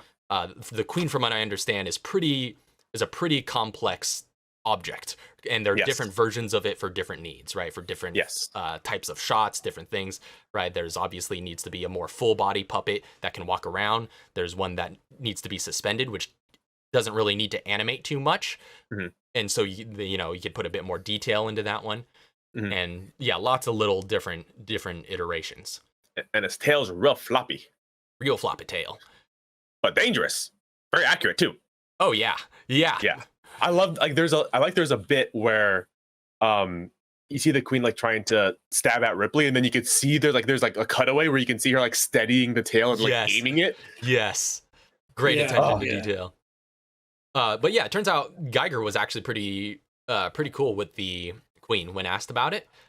He was a little disappointed that he didn't get to design it. Yeah, because he was like, I can't put my name on that. Yeah, he was like, because he loved the concept, right? Obviously, great villain concept, and it's like, oh yeah, he loves that idea. He was a little disappointed that he didn't get to design it, but really what he ultimately had to say was basically what it boiled down to is like, what they did is essentially what I would have done. Like he was like, that's exactly it. Like the balance of, techno-organic with just grotesque. Yeah, with grotesqueness, right? Yeah, that was something comes on too, just the sheer grotesqueness of it. He's like, everything that they did in that's just me. That's just my style. Yeah. I wouldn't have done it any different if I did get the chance to do it. So basically, his disappointment boils down to, oh, my name's not on this. They still credited him. Yeah. To be fair, as the original creature designer, but essentially, he was just disappointed that he didn't get to do it. But he's like, they nailed it. They nailed it. It's hard to be disappointed with that design. The Queen has become such an iconic monster since so then. good. Whew, great thematic parallels there. All right, quick roundtable though before we sign off. Yep. Favorite Marines. I'm gonna say Vasquez and Vasquez is always and a popular choice. Yeah. Vasquez and sorry, would you say Vasquez and I said Vasquez and Hicks. Hicks? Yes. What about you, Lauren? Vasquez and Hudson. I mean, it's game over, man. It's game over, man. So game many. Over. Okay, game over, man. Yeah, Like but he was so whiny. Laundry list of That's classic why I love lines. him so much. Yeah, like he's a so little bitch. He's so whiny and he's so cowardly, but it's like that's his charm, right? Yeah. Like that's like he's a real character. If you understand what I mean by that, right? Like you look at him and you're like, if this ever happened in real life, somebody would be reacting that way. And I'm glad that they kept that in there because it would be conspicuously absent if it wasn't. Yeah. You're probably right. Because it's like, there's always going to be that guy who's like, I'm not sure if you've been keeping up with current events, man. We just got our asses handed to us. We're about to die, man. Oh, I love him. I like how there's that scene where they're all looking at the reactor and he's like, "What are we looking for?" Wait for it. Big sparks, like the venting, and he just goes, "Oh, great! That's just great." He just walks off, and you can hear him trailing off, just going, "Oh, this just gets better and better." Also, I completely forgot that his classic "Game Over, man" line is completely in the background. Yeah. Like he just fades out into the background. Is just freaking out while the camera's like focusing on Ripley. Yeah. Bill Paxton is a phenomenal character actor too. Yeah. And this is generally considered one of his most known for roles because character actors don't get to be leading men really. But generally speaking, people who are character actors love doing that, right? They love being those memorable bit parts. The only other role I remember him in, other than this one, is Twister. Oh, I don't remember Twister. I haven't seen it. I don't know. I I don't know if I've don't seen know it. if I've seen that. Yeah, yeah. He's in a lot of little Oh. stuff. Yeah, like I said, lots of bit parts because he's a character actor. He also plays a pretty good part more recently in Nightcrawler. But what about you, Rose? Favorite Marines? Vasquez and Ripley. I guess honorary Marine by the end of it. Yeah. She goes through a Marine arc. Yeah, I like how during the entire thing, like Rose kept flip flopping back and forth on it's like- Vasquez. yeah. Well, Vasquez has one of the best character introductions in action film history, bar Absolutely. none. Right? You ever get mistaken for a man? No. Do you? It's like, she got him. Just doing mad reps. Yeah, but yeah, Rose, I noticed that as well. You're flip flopping on Vasquez. It's like, no, 'Cause, Vasquez, you idiot! I liked you. What are you doing? She went from like Vasquez is my hero with that character introduction to like, oh no, what are you doing, Vasquez? To like, oh yeah, Vasquez, you rock. To like, oh man, she's dying.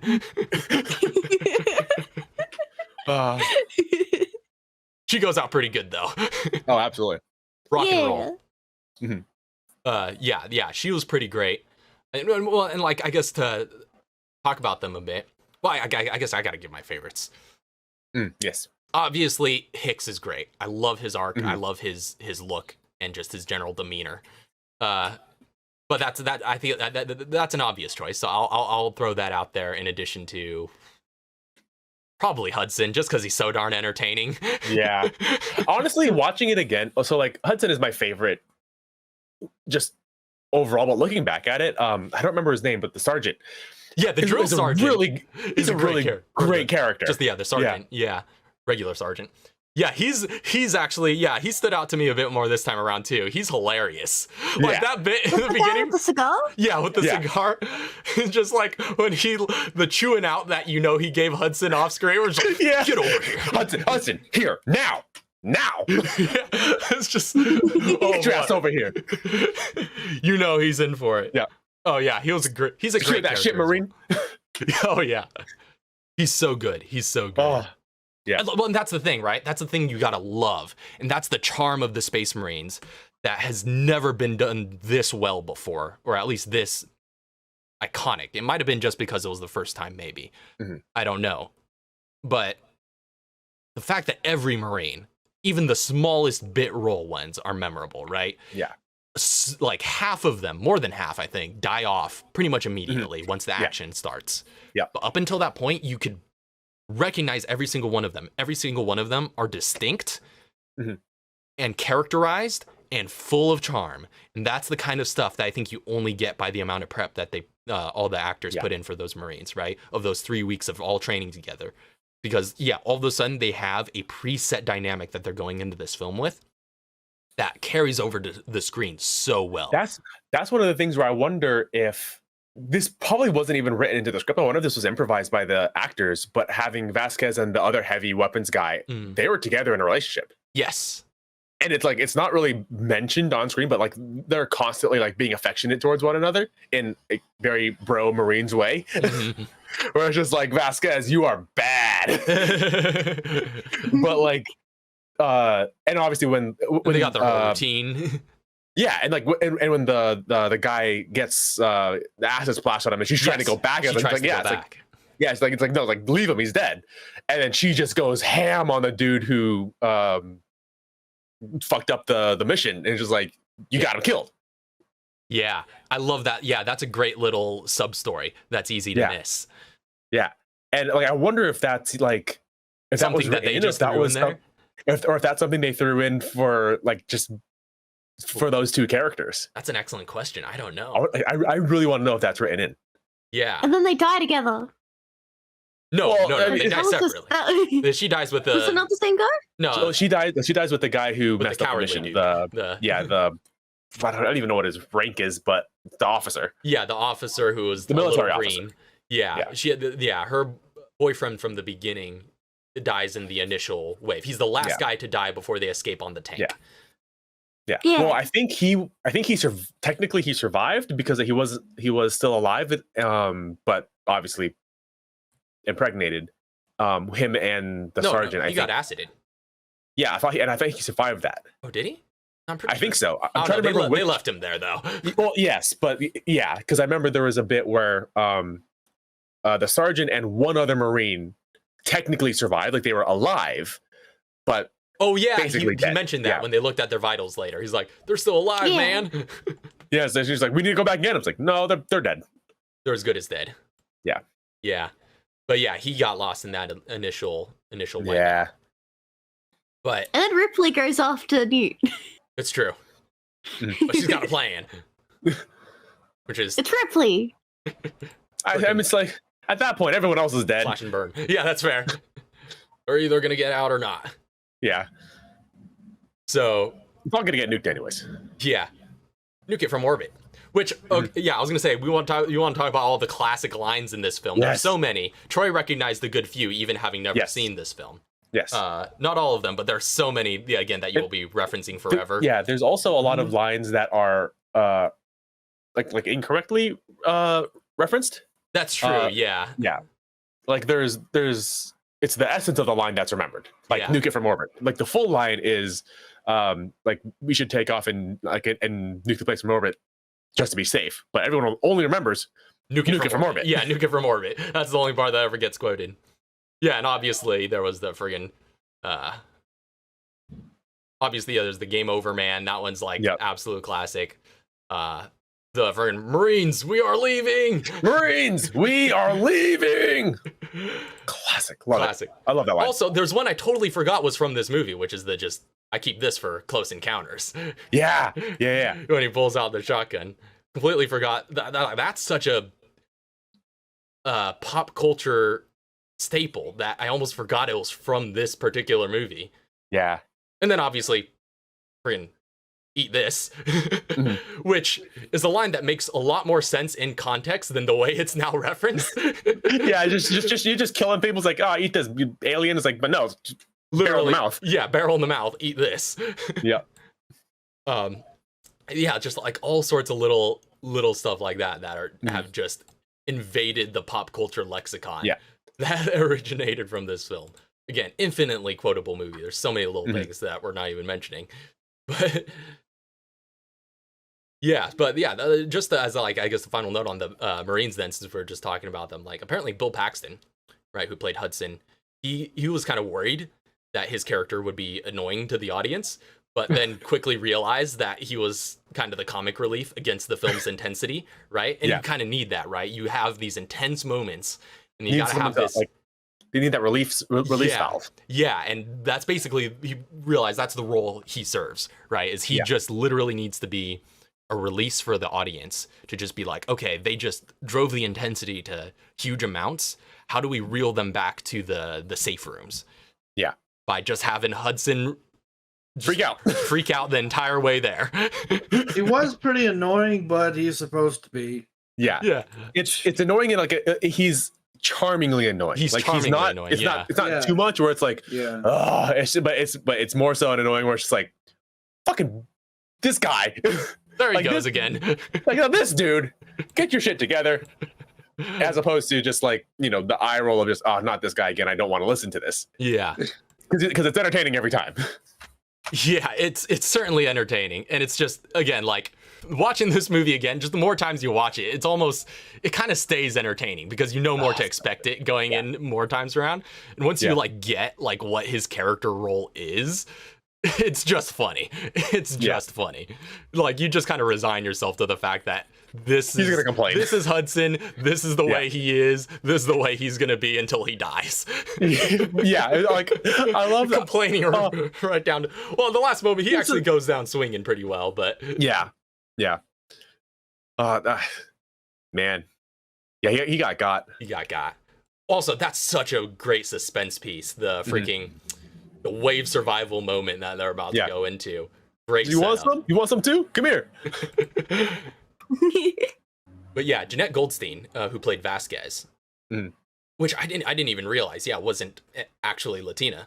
Apparently. But yeah, she apparently went through a lot of makeup to get a more Latina look and obviously bronzed up a bit.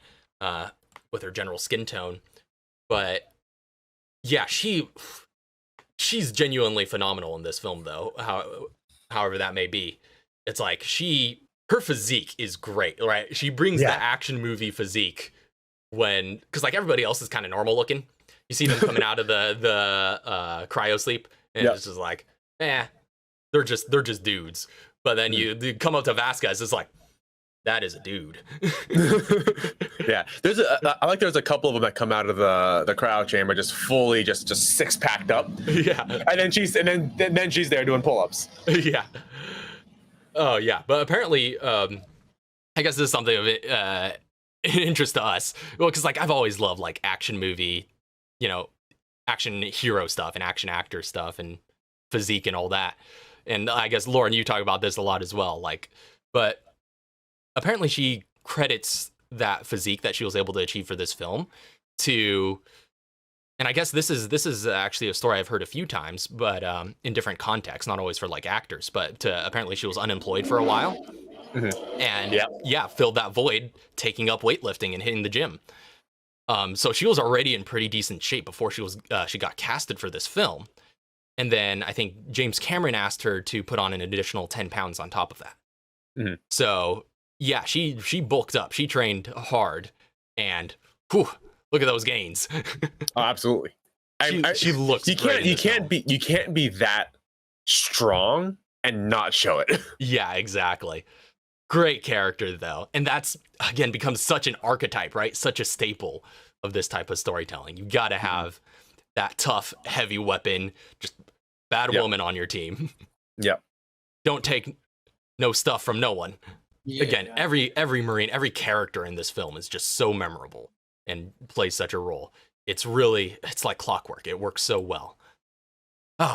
So much to unpack. Well-oiled machine. But I think that's going to be all we have time for here in discussing this film. We could go on ad nauseum about Alien and Aliens both. But let's go ahead and call it here. Thank you all very much for watching. And till next time, we'll see you all later. The next film school. Peace. Squared. Have a good night. God bless. Good night, sweet dreams. All the good things.